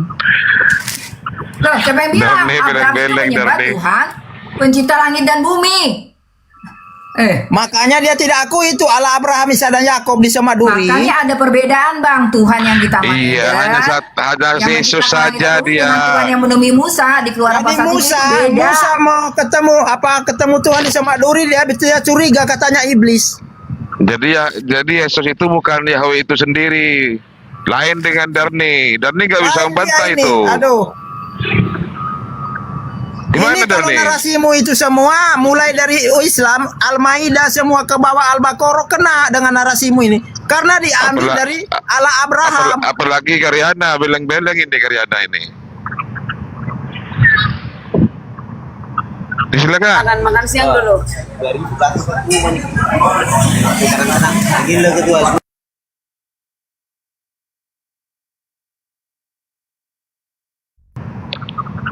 Silakan lanjut ke Arosi. Lanjut.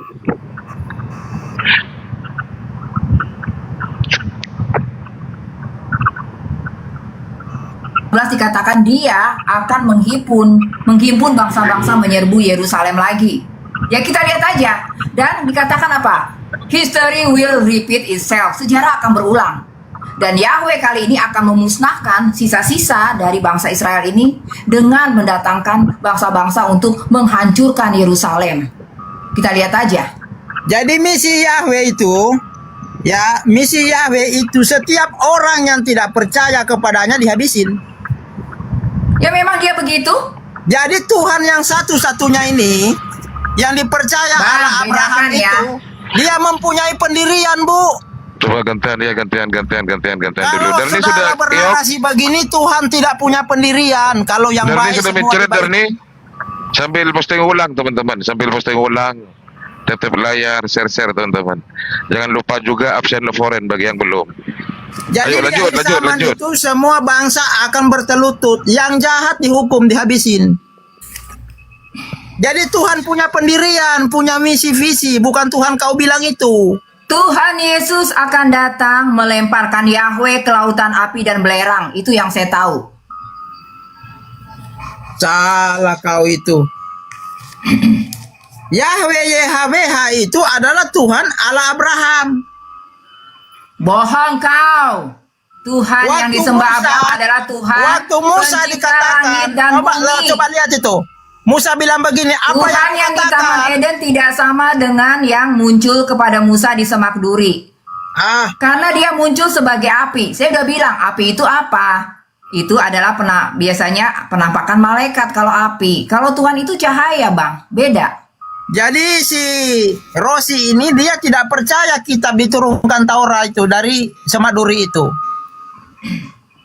Sama Musa. Jadi dia percaya nggak tahu percaya mana ini. Kalau Marcion itu Bang Raja Wali dan Protestan ada. Dia pertama. Dia itu aliran pertama yang mengkanonkan kitab suci. Dan kalau Marcion yang asli, perjanjian lama itu nggak dimasukkan. Ini kalau Rosi ini Marcionnya Marcion ya, Rosi. Bener tuh. Jadi ya, kalau saya menerima perjanjian lama, Bang, tapi dengan catatan ya, disortir atau memisahkan terang dari gelap. Marcion Karena memang ini jujur memisahkan. ada ayat-ayat setan. Ada ayat-ayat setan di dalam perjanjian lama.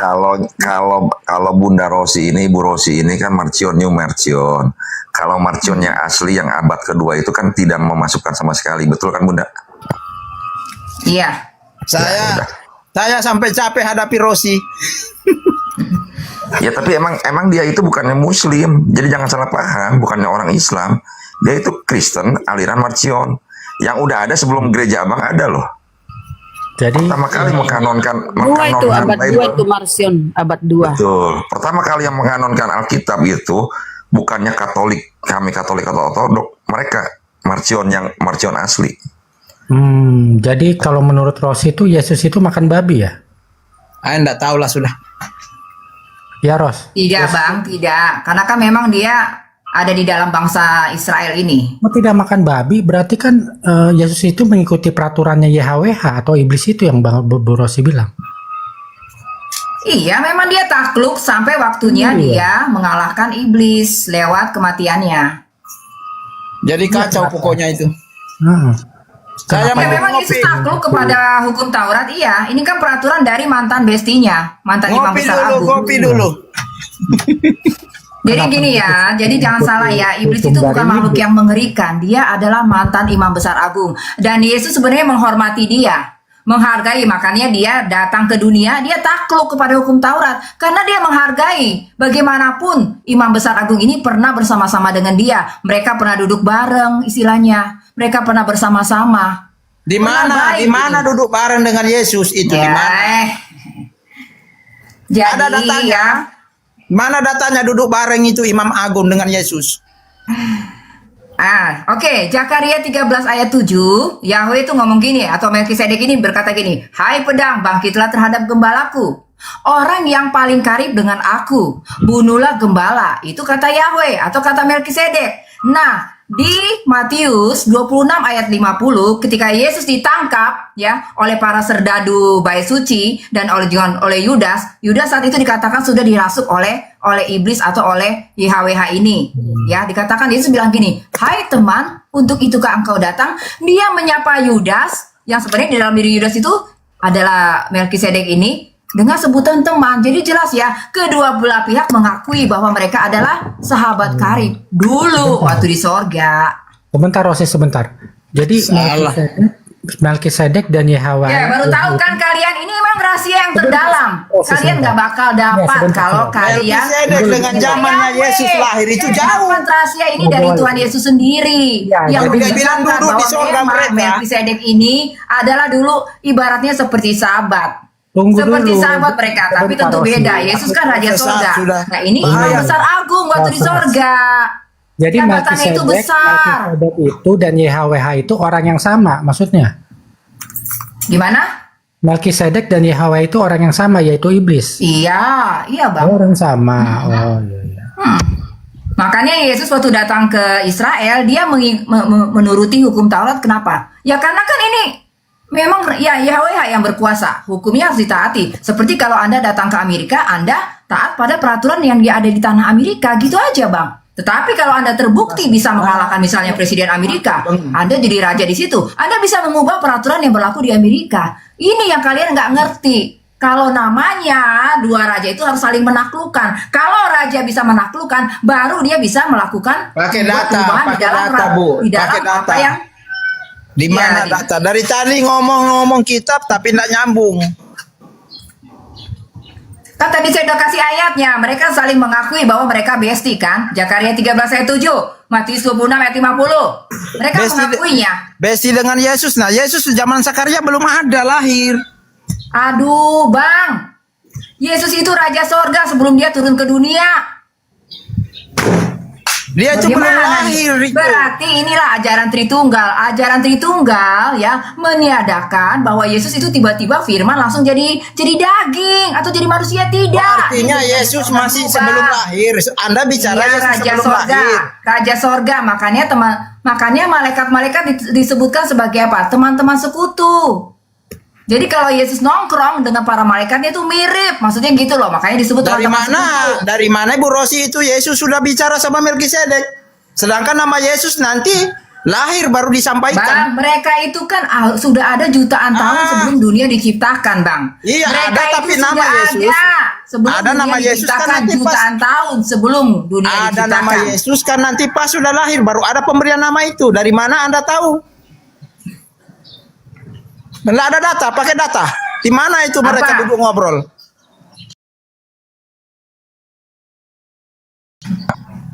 Loh, tadi kan saya udah bilang mereka di mana Zakaria itu mengenai Yesus mereka bicara di sana? Zakaria bilang Yesus, orang yang paling karib dengan aku. Iya, tapi Yesus itu apakah Yesus? Raja apakah itu besar. Yesus?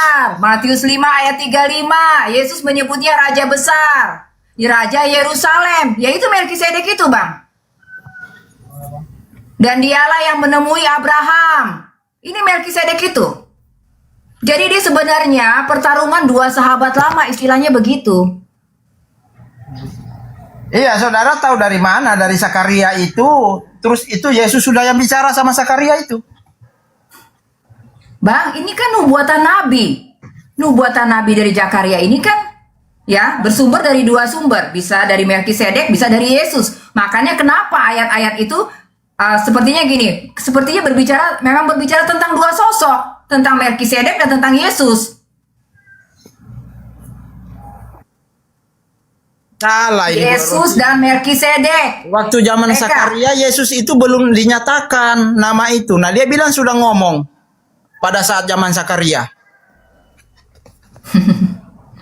Bang, Anda baca kalimatnya, orang yang paling karib dengan aku, kata YHWH. Ya, tapi kan orang, bukannya Yesus.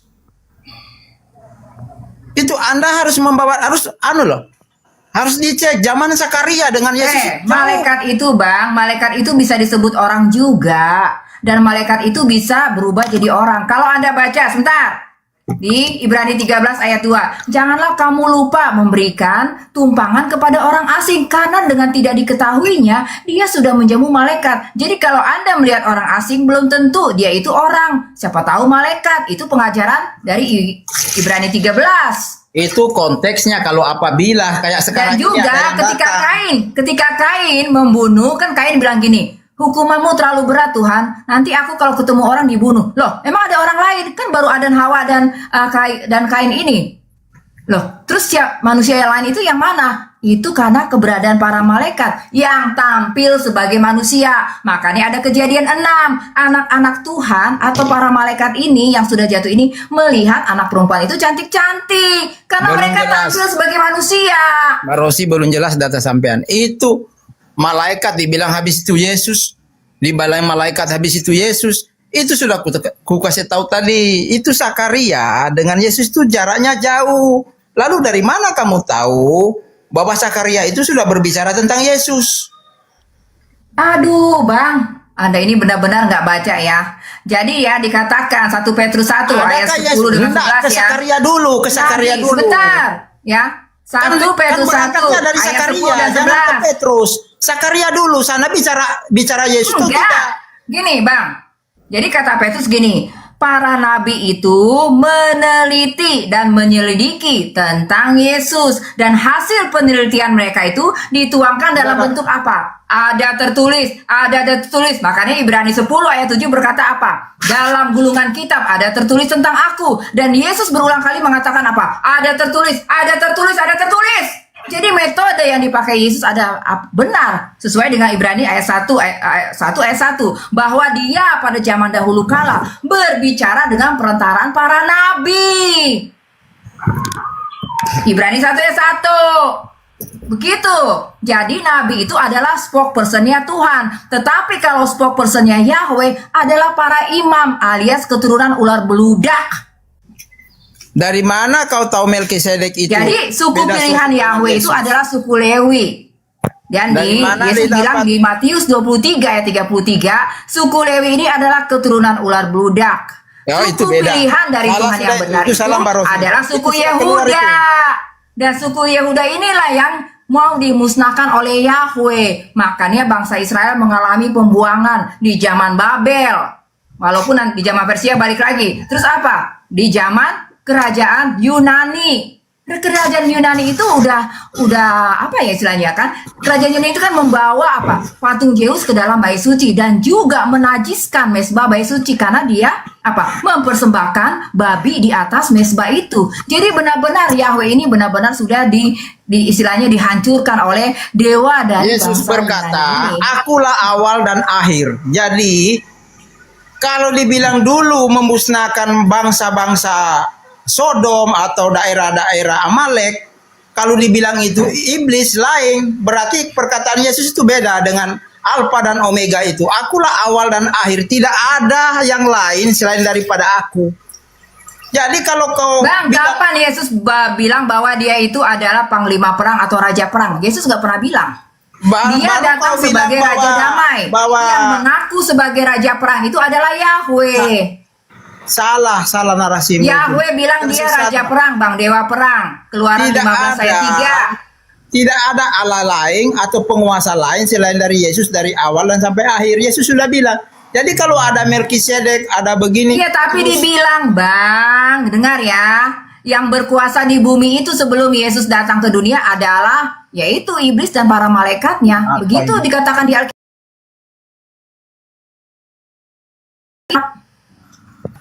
Bang ngomong apa? Ketika Bapa mengutus anaknya ke dalam dunia, semua malaikat harus menyembah dia. Itu artinya sebelum Yesus datang ke dunia ini dikuasai oleh iblis dan para malaikatnya. Gitu. Jadi Ya, kalau Anda menyangkali, ya Tetapi udah, kan berarti kalau Anda iblis ini- ya iblis, bukan kau bilang Anda Yahweh itu menyangkali dibilang perkataan iblis. firman Tuhan loh. Ya iblis, bukan Yahweh itu iblis. Itulah narasi Anda itu yang Yahweh itu iblis, Bang. salah itu. Kan Yesus sudah Nama bilang Bapa, rumus dari nama iblis itu Bapa apa? itu, nama Bapa Rumus dari itu, iblis apa ya? itu gelar. Dia pembunuh manusia sejak Nama Bapa semula. itu gelar. Dia pembunuh manusia Makanya sejak kau semula, bilang Bang. Yahweh itu iblis, terus kau akui Bapa Dan aja yang Yahweh Tuhan. adalah pelaku genosid 7 bangsa. Salah. Bapa Yesus itu bilang gelar, yang bukan membunuh nama manusia Tuhan. sejak semula adalah iblis. Saya menerapkan rumus dari Yesus ke dalam perjanjian lama. Bapa itu gelar, bukan nama Tuhan. Jadi kau bilang Bapa yang benar, Yahweh salah. Yahweh itu bukan Bapa, Bang. Dia itu cuma malaikat aja, penunggu semak duri, Tuhan gadungan. Mana datanya? Mana datanya? Baca Kisah Rasul 7 ayat 30, 35, 38, 53. Stefanus martir itu bilang Yahweh itu adalah malaikat dan kalian sembah sebagai Tuhan.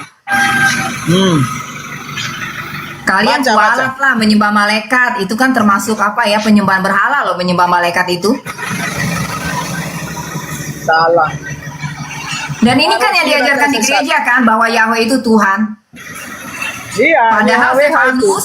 Stefanus ya harus mencurahkan darahnya dan dia mati dirajam dengan batu sampai mati. Nggak ada nama iblis Yahweh. Karena Nggak dia ada nama mengatakan iblis apa? Yahweh. Karena dia mengatakan Yahweh itu malaikat. Makanya marah itu orang Yahudi, para imam. Nggak ada nama Dibunuh iblis itu Stefanus Yahweh. Karena dia mengatakan Yahweh itu ya hanya malaikat. Yang bertemu Musa hanya malaikat. Gara-gara Nggak itu ada. Stefanus dibunuh, Bang. Nggak ada Mbak Rosi, nama iblis itu Nggak pernah Yahweh. diajarin di Nggak gereja ada. kan, bahwa Itu Stefanus prasangka. itu mati dibunuh karena mengatakan kebenaran bahwa Yahweh adalah malaikat.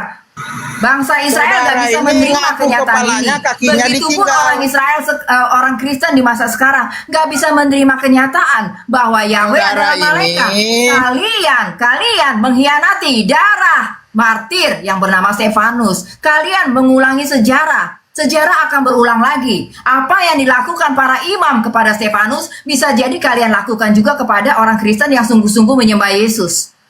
Tidak. Karena mereka menolak Yahweh. Makanya dia tadi itu apa? adalah Semangat nama untuk membunuh Allah. saya kan misalnya. Belah aja palanya. Memang semangat Yahweh itu semangat membunuh tanpa batas. Itu semangat Yahweh yang saya pahami. Tapi kalau semangat Yesus apa? Kasihilah musuhmu. Iya, karena itu hukum kasih. Ya udah jelas, Bang, karakter Yahweh Dulu kan itu adalah perjanjian lama, membumbut hukum tanpa Taurat. batas. Mana kau bisa gabungkan perjanjian lama hukum dengan kasih yang sekarang? Nggak bisa Memang itu. perjanjian lama dari itu sana. perjanjian antara bangsa Israel dengan Yahweh. Hukum Makanya perjanjian lama itu dibatalkan. Makanya Ibrani 10 ayat 9 ngomong gini.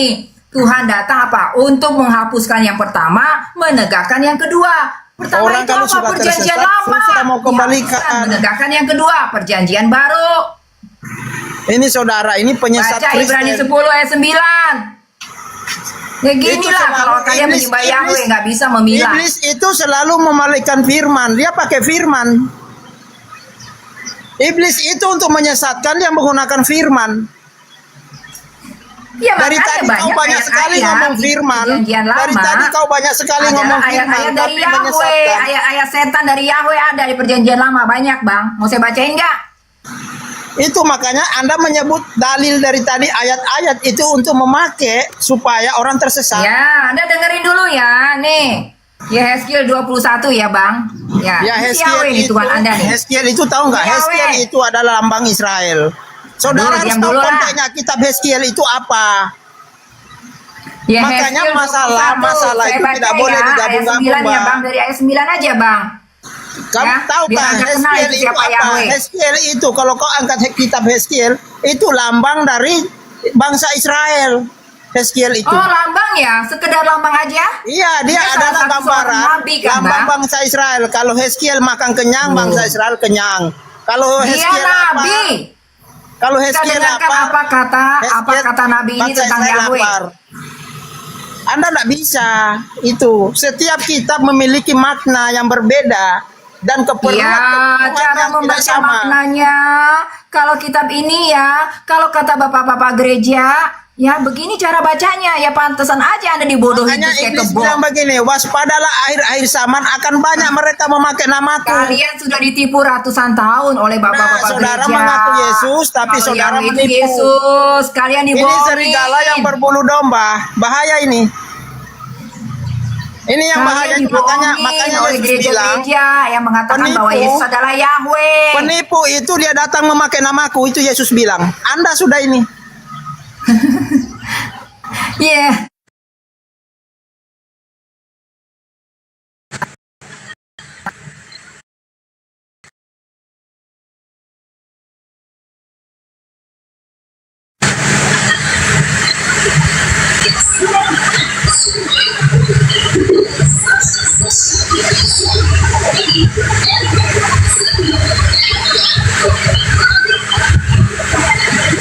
Bahwa dia akan mendatangkan bangsa-bangsa untuk menyerbu Yerusalem.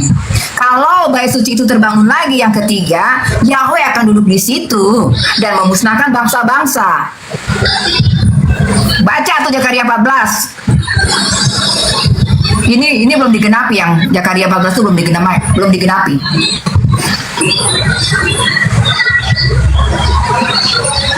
Tanya sama pendeta-pendeta, pasti mereka akan bilang Yesus itu Yahweh. Tapi saya menolaknya dan saya berdiri di depan dengan mengatakan Yahweh itu adalah iblis.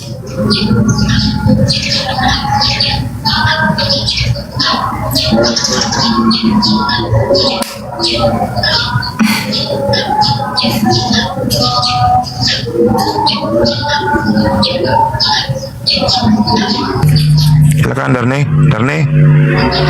mencari Darni ini. Mana Raja Wali?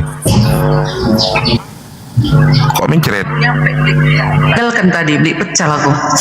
Oh iya, kok mencret? Enggak, aku baru datang. Aku tinggalkan tadi ini. Baru beli pecel. Iya, lanjut. Mau makan siang. Raja Wali kabur malahan, gimana sih? Coba kalian gini ya teman-teman ya, coba singkirkan dulu pemahaman yang pernah kalian terima dari gereja atau hamba Tuhan. Coba kalian tempatkan diri di posisi korban. Dalam hal ini 7 bangsa Kanaan. Coba kalian tempatkan diri di situ dulu deh. Lepas dari semua yang pernah kalian terima, pengajaran apapun singkirkan dulu. Tempatkan hati nurani dan akal, gitu aja. Iya, aku dulu ya Rosi. Kau kan dari tadi udah ngomong. Waktu ku tinggalkan beli pecel aku, pasti kau udah banyak ngomong sama si teman tadi ya. Nah, ini ya apa-apa saja kejahatan mereka ya di Hezkel 21 ayat 1 sampai 32. Mereka secara sadar menolak pimpinan dan hukum Tuhan, hidup sebagai kaum durhaka. Ya, para pemimpin dan rakyat melanggar perjanjian atau sumpah politik rohani yang telah mereka ikrarkan di hadapan Tuhan. Kejahatan mereka tidak disembunyikan lagi, melainkan terlibat jelas dalam setiap tindakan publik. Ya. Pangeran atau Raja Israel Yehuda saat itu disebut sebagai orang fasik dan tidak suci yang masa pemerintahannya harus diakhiri. Nah, itu makanya kenapa mereka pada saat itu dihukum oleh siapa? Yahweh. Karena Yahweh itu adalah Tuhan pencipta alam semesta ini dan dia berhak untuk menghukum umat-umatnya yang seperti ini. Nah, itu dia ya. Jadi kalau kau Rosi mau menolak bahwasanya hukuman atas mereka itu kau bilang itu Yahweh itu adalah kejahatan, ya itu urusanmu lah. Ya, nyatanya setiap orang yang melakukan kejahatan pada saat itu langsung kena hukuman karena pada saat itu di perjanjian lama langsung berhadapan Tuhan dengan siapa? Umatnya gitu. Jadi setiap kita berdosa pada zaman itu langsung Tuhan memberi hukuman gitu. Itu yang saya tahu ya. Silakan yang lain.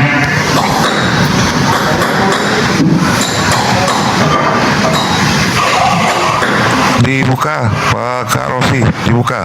Salman ini Kristen apa Islam? Salman Sufi. Salman Sufian. Agamanya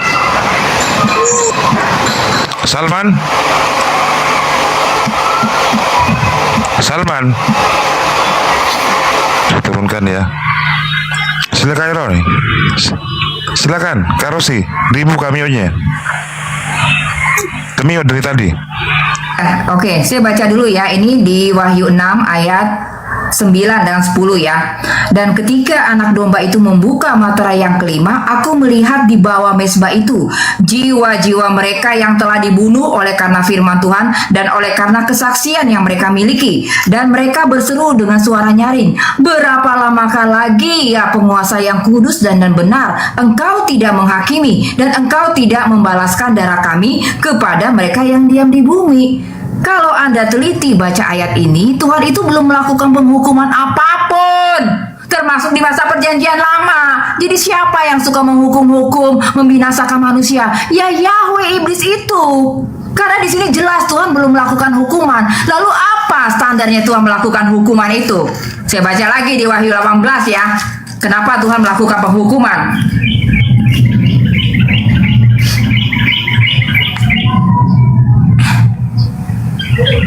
Mana nih ayat 24.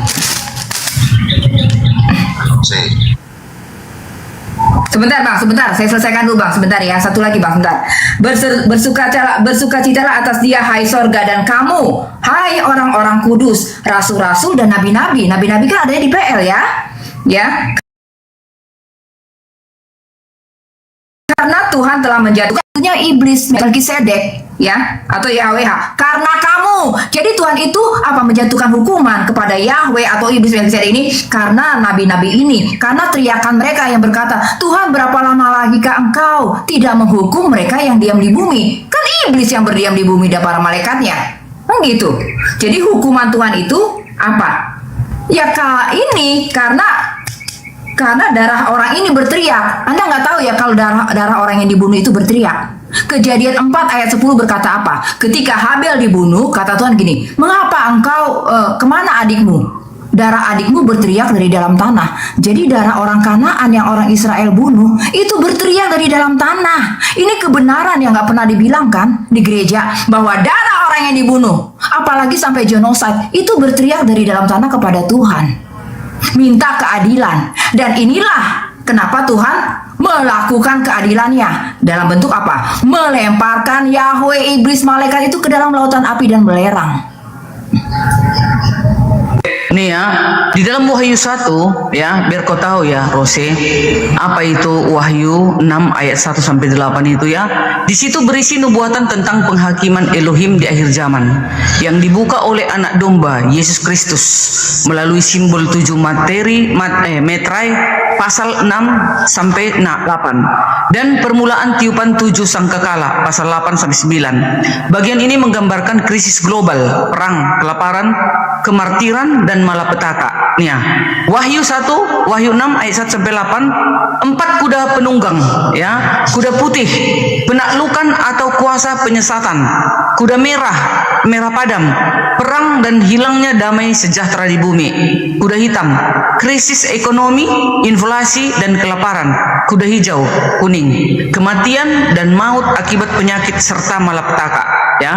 Jiwa para martir yang disembelih karena mempertahankan iman berseru kepada Elohim menantikan keadilan ya. Itu dia di materai kelima, Wahyu 6 ayat 9 sampai 11. Wahyu 6 ayat 12 sampai 17, materai ke-6, gempa bumi besar, perubahan benda-benda langit, matahari menjadi gelap, bulan merah darah yang menunjukkan ketakutan manusia dari segala status sosial menghadap murka Elohim.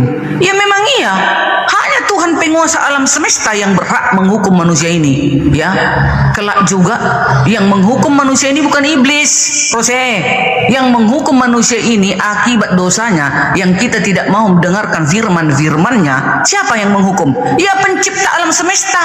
Siapa itu? Yahweh, yaitu wujudnya Yeshua Mashiach. Kalau kau tak percaya, ya silakan, matilah kau dalam dosamu. Silakan Bang Jimmy. Oke, saya baca satu ayat lagi ya di Wahyu 18 ayat 24. Dan di dalamnya terdapat darah nabi-nabi. Lagi-lagi darah nabi-nabi disebut, darah-darah orang yang di-PL kan? Darah orang-orang kudus dan darah semua orang yang dibunuh di bumi. Kalau semua yang dibunuh di bumi termasuk bangsa Kanaan dong. Dan Tuhan melakukan penghukuman terhadap iblis atau Yahweh. Karena orang-orang ini, darah orang-orang ini berteriak kepada Tuhan. Ini hukum yang gak bisa kalian, maksudnya ini benar-benar ya, penghukuman Tuhan itu karena ada darah orang-orang yang berteriak dari dalam tanah kepada Tuhan. Dan Tuhan menghukum iblis dan Yahweh ini karena teriakan dari darah orang-orang ini. Ada darah siapa aja? Darah nabi, darah orang-orang kudus, dan darah setiap orang yang dibunuh di bumi. Itu katanya gitu, kata Alkitab nih. Wahyu 18 ayat 24, termasuk bangsa Kanaan dong kalau setiap orang yang dibunuh di bumi. Jadi jelas ya, yang namanya pembunuh itu Yahweh, nggak bisa ditawar lagi. Dan Tuhan Yesus menghukum Yahweh, akan dilemparkan Yahweh itu ke lautan api dan belerang karena dia telah membunuh nabi-nabi, orang kudus, dan setiap orang yang dibunuh di bumi termasuk bangsa Kanaan. Ngerti ya cara Anda? Tuhan yang benar itu mengadilinya gitu, karena teriakan dari darah orang-orang yang dibunuh oleh Yahweh, oleh iblis. Ya tentunya melalui agen-agennya. Dalam hal ini kan bangsa Israel yang membunuh para nabi.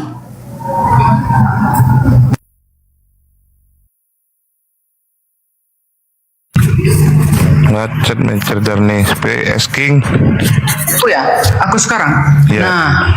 Nah, ya di Wahyu 18 ayat 24 tadi ya Rusia, itu menjelaskan alasan mendasar mengapa kota atau sistem dunia yang disimbolkan sebagai Babel dijatuhi hukuman dan kehancuran total oleh Elohim, yaitu karena di dalamnya lah ditemukan darah para nabi, orang-orang kudus, dan semua orang yang dibunuh di bumi. Ya, itu dalam kitab Wahyu bukan sekedar kota kuno ya secara harfiah, melainkan simbol dari sistem dunia, kekuasaan politik, ekonomi, dan kebejatan moral yang melawan Elohim serta menindas umatnya.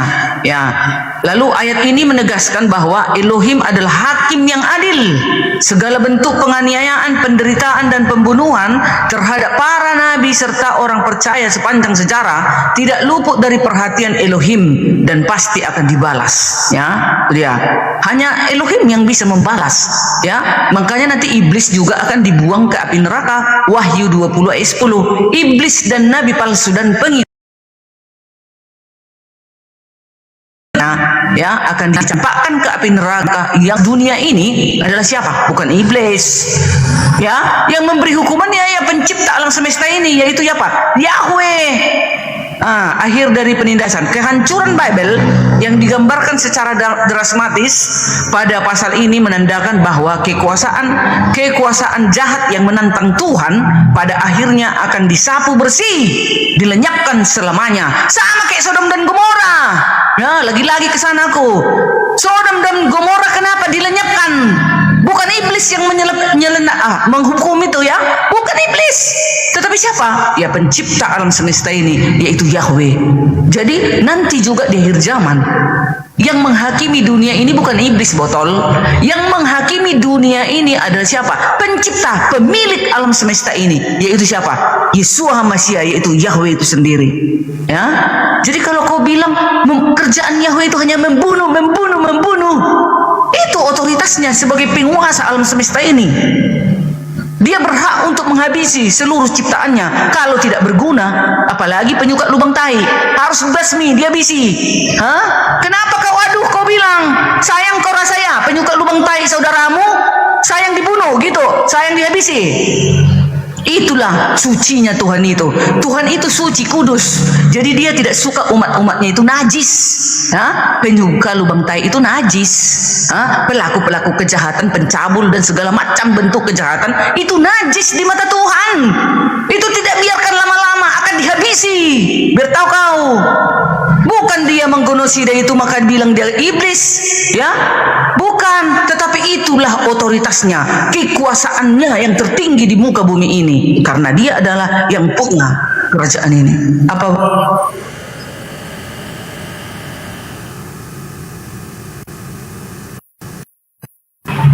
Di perjanjian lama kan langsung Tuhan itu ada, Bunda, langsung dia bersama dengan umatnya pada saat itu. Jadi setiap orang berdosa langsung diberi hukuman. Yesus ajarannya kasihi musuhmu loh. Iya, Yesus kan dia kan bukan Elohim yang turun ke bumi, tapi dia kan wujudnya wujud Elohim dalam keadaan manusia. Jadi dia mengajarkan manusia itu agar mengasihi sesamamu. Nah, jangan membunuh, jangan mencuri. Tetap itu diajarkan. Nah, nanti di akhir zaman tetap penghakiman diberikan siapa? Dipegang oleh siapa? Pencipta alam semesta, yaitu siapa? Yesus Hamasiah. Yohanes 9 ayat 9. Aku akan datang ke dunia untuk menghakimi. Tetap dia yang memberi kuasa untuk menghukum manusia ini nanti. Tetap dihukum kalau pembuat kejahatan. Gitu. Coba kita baik-baik saja melakukan hukum-hukumnya, tidak mencuri, tidak berzina, tidak suka lubang tai, ya. Tetap kita menyukai lawan jenis kita, ya. Kayak aku, bukan kucintai perempuan, tapi lawan jenisku yang kucintai, yaitu laki-laki, ya. Makanya nanti aku tidak akan dibusnahkan karena aku mengikuti ajaran Tuhan. Beranak cuculah, penuhilah bumi ini, kata Yesus Hamasiah. Maka aku mencintai laki-laki, punya anaklah aku, maka ada keturunanku. Kalau aku cintai nanti sesama aku, udah gimana aku mau beranak cucu? Ya, Udah, berarti Darni normal ya, mencintai Bang Juma, normal dong. kan gitu kan? Bukan kayak si Rose aku, Tuhannya pencinta lubang tai. Tuhan si Rose, mati kau Rose. Tuhanmu pencinta lubang tai karena kau bela Yahweh, kau bela bangsa kota Sodomi itu dihancurkan. Ya, kau tidak setuju. Kau bilang yang membunuh itu adalah iblis. Berarti kau pencinta lubang tai. Nah itu, Tuhanmu juga pencinta lubang tai. Maka kau bela. Kau bilang tidak bisa digenosida Sodom dan Gomora karena botol kau, nggak bisa itu digenosida. Itu semua pelaku kejahatan, habis dia harus dibersihkan, dipulihkan kembali. Bang Ferry. Ya. Jadi ini katanya Diarni ini nggak ada hari tanpa lobang ya, lobang XXXXX. Oke. Benarkah Yahweh itu maksudnya membunuh maksudnya dia membunuh maksudnya orang benar tidak diapa-apakan oleh Yahweh, nggak dibumbun. Bohong. Saya bacakan nih, kalau Yahweh itu nggak pandang bulu, mau orang benar kek, mau orang salah, dibunuh sama Yahweh. Saya baca ayatnya. Katakanlah kepada tanah Israel, ini di Hezkel 21 ayat 2, ayat 3. Katakanlah kepada tanah Israel, beginilah firman Yahweh, lihat aku akan menjadi lawanmu dan mencabut pedangku dari sarungnya dan melenyapkan dari tengah-tengahmu apa? Orang-orang benar dan orang-orang fasik. Jadi Yahweh ini ternyata nggak bisa memilah orang benar dari orang fasik. Semuanya dibunuh. Itu Tuhan Anda tuh. Ternyata dia nggak pandang bulu. Mau benar kek, mau orang yang taat. Yang maksudnya kalau memang dia Tuhan, taat kepada dia dibunuh nih. Ini pengakuan dia sendiri ya. Diarni, dia membunuh orang benar dan orang fasik. Jadi bohong Tuhan Anda itu. Ya, saya baca lagi ayat 9. Hai anak manusia, bernubuatlah kan. Demikianlah firman Yahweh, pedang-pedang yang sudah diasah dan juga sudah digosok. Memang bawaannya si Yahweh itu selalu pedang-pedang ini, pedang asagoloh itu si Yahweh. Diasah untuk menumpahkan darah dan digosok supaya mengkilat seperti petir. Oh, bayangkan, dia memang tukang asagoloh ya. Pedang sampai sinarnya seperti petir. Bersukacita, tongkat pedang itu diberikan supaya digosok, supaya dipergunakan. Pedang itu diasah dan digosok supaya diberikan ke tangan pembunuh. Siapa pembunuh itu? Ya Yahweh. Ya, berserulah dan merataplah hai manusia. Wah, dia bilang nangis loh DL. Kata Yahweh gini, ini kan berserulah dan merataplah hai anak manusia, sebab pedang itu ditujukan untuk melawan umatku. Lah, pedang ditujukan untuk melawan umatnya. Jadi memang dia benar-benar ya bermaksud membinasakan umat Israel sendiri. Bayangkan, ditujukan untuk melawan pemimpin Israel dan semua umatku sama-sama dimakan oleh pedang. Jadi Anda kalau baca Alkitab itu, Anda lihat pesannya. Ini pesan apa? Pesan-pesan pembantaian kah? Atau pesan-pesan tentang keadilan kah terhadap kemanusiaan? Pesan-pesan untuk memuji Tuhan kah? Atau ya sekali lagi pesan-pesan genocide? Dan ternyata dia tidak membedakan antara orang benar dan orang fasik. Jadi sekali lagi Tuhan Anda itu si Yahweh, layaklah dia dilemparkan ke lautan api dan belerang. Dialah pembinasa keji yang sebenarnya.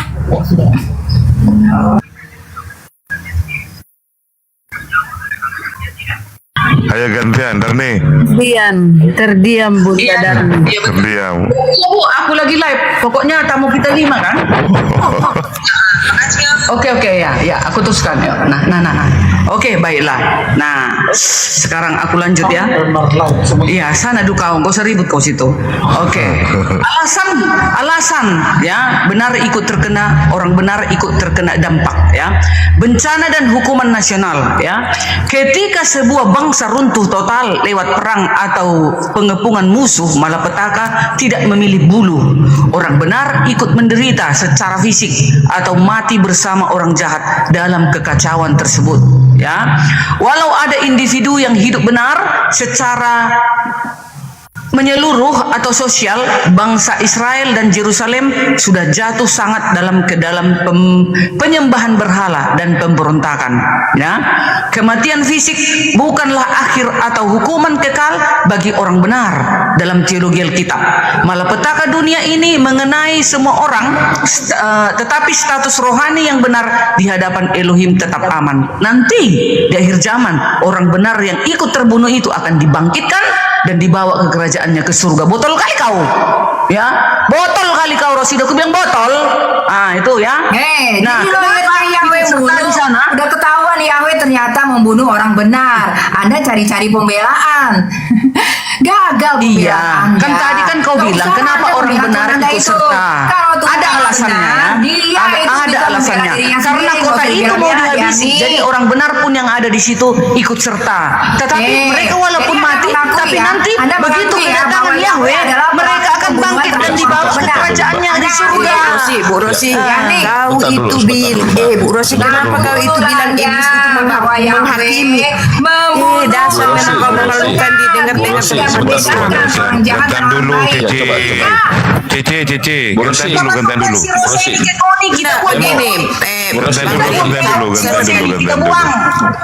Rosi, saya mau nanya ini. Yang membelah laut itu zaman Musa itu yang Anda maksud Yahweh juga. Yang membelah laut waktu zaman Musa itu. Udahlah, nggak apa-apa. Oh itu yang Rosi anggap Yahweh itu iblis itu ya? Iya, Melkisedek dia waktu itu belum disebut iblis Bang. Dia itu jabatannya masih Imam Besar Agung. Iya. Dia belum disebut iblis ya, belum. Jabatannya waktu itu masih Imam Besar Agung dan memang dia diizinkan berkuasa Bang. Dia diizinkan Tuhan berkuasa atas dunia. Ya, kenapa dia bisa membelah laut? Yang membelah laut itu hanya Elohim yang bisa membelah laut. Iblis nggak bisa. Coba Bu Rosi perintahkan iblis membelah laut. Coba sekarang saya mau lihat. Coba diperintahkan itu si iblis itu belah laut. Coba buktikan bahwa itu si Yahweh. Ya, Bang Westerling, sebentar dulu. Bang, buat malaikat. Iya, jadi Mbak Rosi sih nggak bisa King, sebentar dulu, kekuasaan dari malaikat atau kesaktian dari malaikat ya, saya buktikan kepada Anda. Sebentar Kak Rosi, ini saya sapa dulu, Pak Westerling, Kristen. Westerling, Kristen.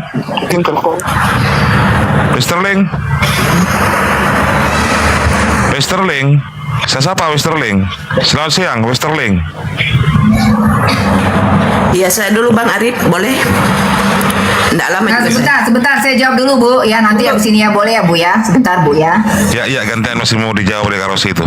Iya, jadi tadi ya saya buktikan Bang bahwa bagi malaikat itu perkara kecil kalau hanya untuk membuat laut itu terbelah, kecil Bang. Ada tahu ya? Wahyu 18 ayat 1 menyatakan bahwa satu malaikat bisa menerangi bumi. Itu artinya apa? Kita hanya butuh satu malaikat untuk memberikan pasokan listrik atau PLN buat kita. Itu dikatakan begitu, satu malaikat menerangi bumi. Nih saya baca ayatnya. Kemudian daripada itu aku melihat sorga. Aku melihat seorang malaikat lain turun dari sorga. Dia mempunyai kekuatan besar dan bumi. Ya, yang ditanya ini iblis. Yang ditanya iblis. Contoh memberi pasokan listrik untuk satu penduduk bumi. Ini contoh aja Bang. Jadi kalau cuma belah laut kecil buat malaikat. Ya, tapi tentu kekuasaan yang besar dari malaikat atau kesaktian yang besar dari malaikat tidak ada apa-apanya buat Tuhan. Iya, saya bukan tanya malaikat, saya tanya iblis. Saya tanya iblis, karena Anda mengatakan Yahweh itu si iblis. Nah, bisa nggak si iblis membelah lautan? Coba, si iblis, di mana buktinya dalam Bible? Si iblis. Satu malaikat aja bisa menerangi bumi. Ini satu malaikat, Bang. Kok larinya ke malaikat? Yang ditanya iblis. Bang, membelah laut itu adalah kemampuan yang bisa dilakukan oleh malaikat.